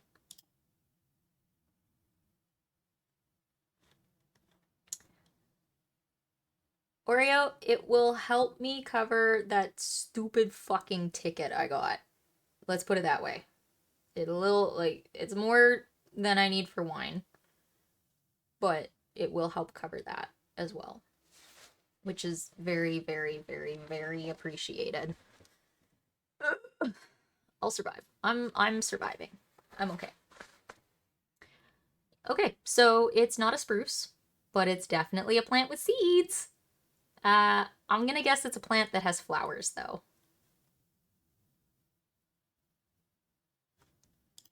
So we are here. So plants, bryophytes and mosses, ferns, and spermatophyta is where you branch into flowers and cones. So we're in here, and it's not here. So we gotta go up. So something with a flower. Yeah, blossoming trees. I wonder if cherry blossom is in here. Prunus avium. Which one is that?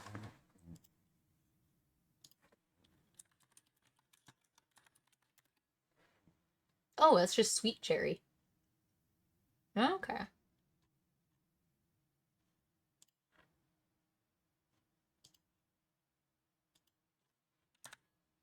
let's do it.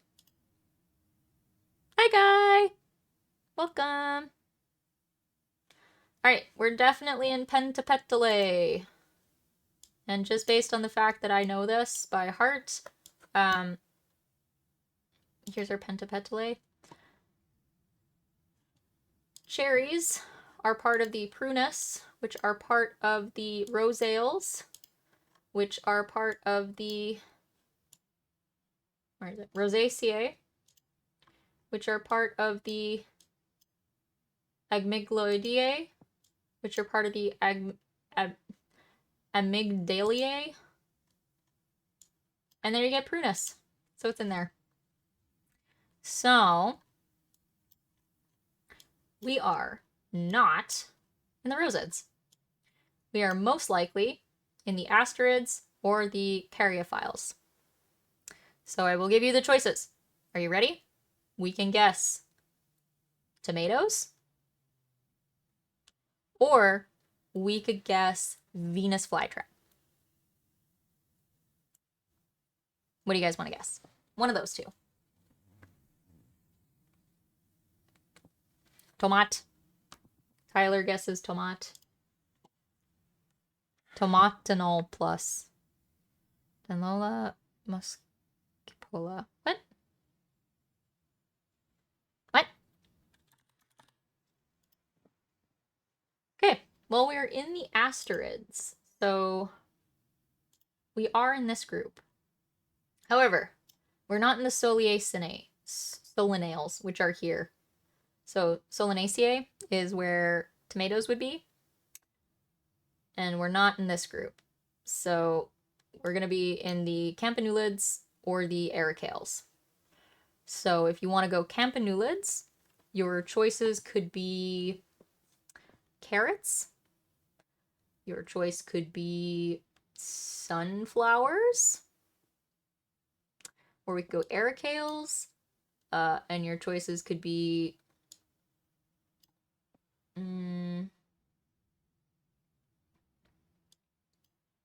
got sapodilla, Brazil nuts. There's more of them in here. Sarraceniaceae, but they don't actually have that in the in Metaflora. They don't use the right one. And you can't put phlox in there. It doesn't let you do it. Camellia, you could do tea. Could be tea. Yeah, so we could guess that. Cornels, I believe hazelnut is in here. Hydrangeas are in here. Yeah, because somewhere in here in the Cornaceae, I swear. No, because it's Corylus. Corylus is...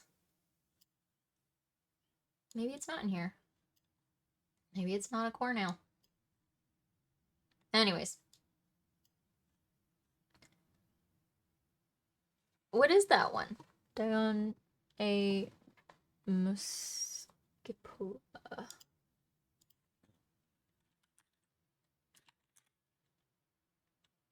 Wait, DionAEA. Oh, okay, that makes sense. Drosera. Yeah, we can guess a flytrap.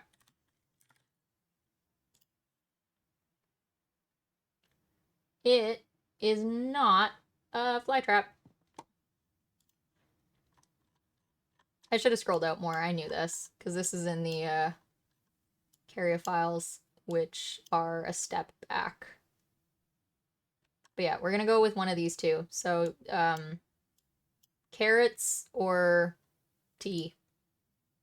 No. Carrots or tea? Take your pick.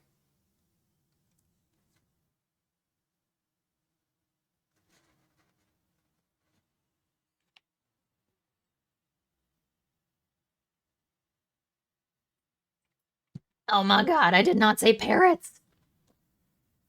Tea time. Alright, we'll guess tea. Camellia sinensis. No! Okay, so we are not in the ericales. Probably in the campanulids. So we have options like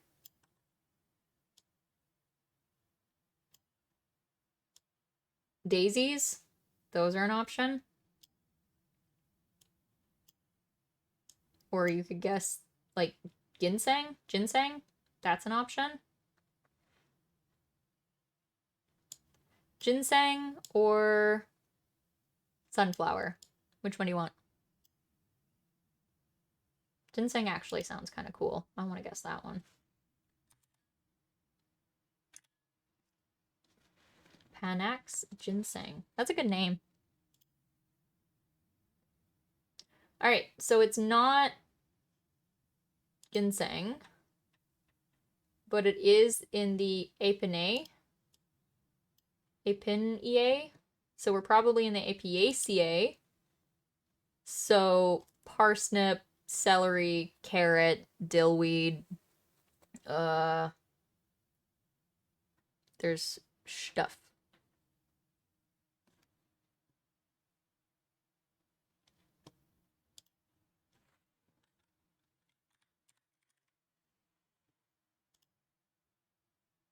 Okay, we're definitely in Apiaceae.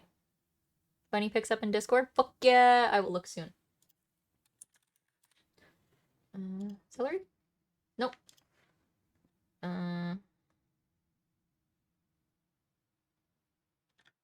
Parsley? Ah! Got it! Parsley! Woo!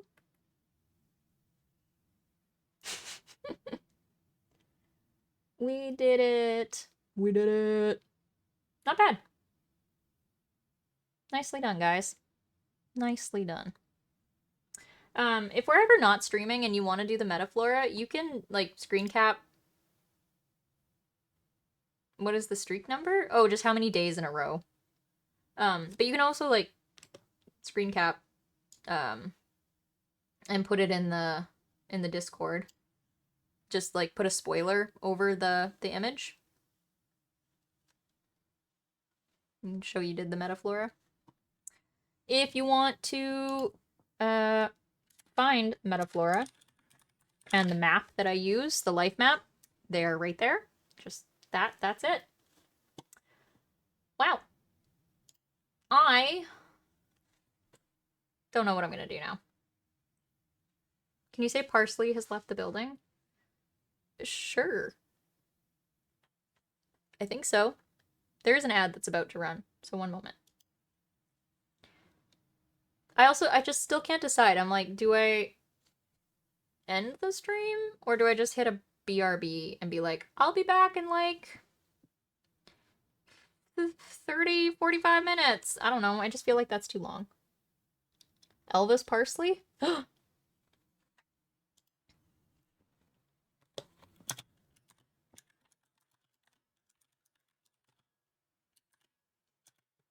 my god.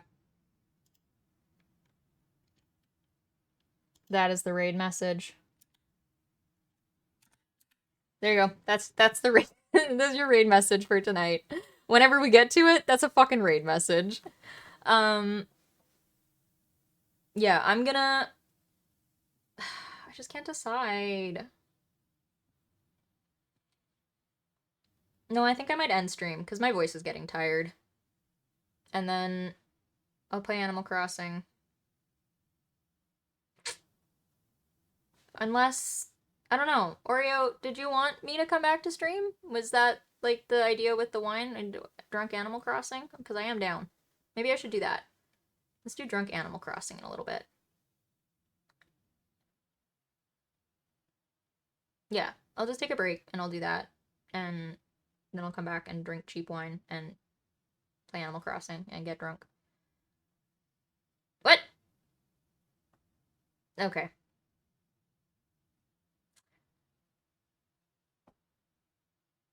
Then I think what I'll do is end the stream. And I will still play Animal Crossing. Maybe in the Discord, though. We shall see. That could be fun. Alright. Who are we gonna raid? Who's online? I don't know. I gotta look. I gotta peek. Who's online?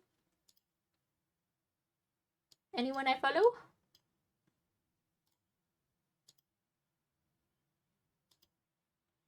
Do do do do. Palm, Rasta, Fleece, Alessa, Ashton, live. Are those... No, there's more. Fauna is live.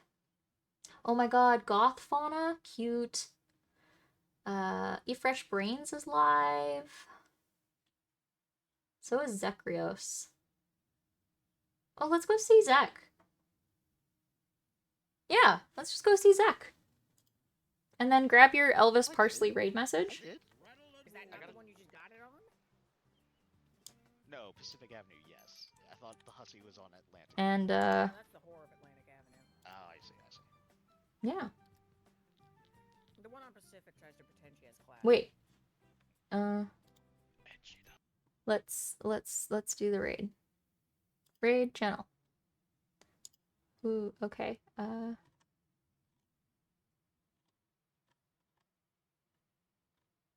Wait.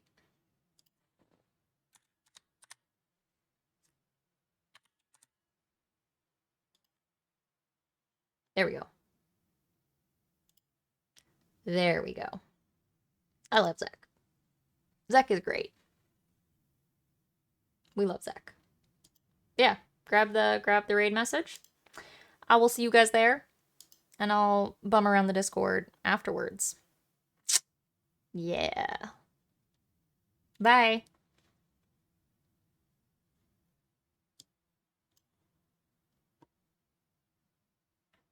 I'm gonna count down, and then I'm just gonna hit raid. Ready? 10, 9, 8, 7, 6, 5, 4, 3, 2, 1. Bye!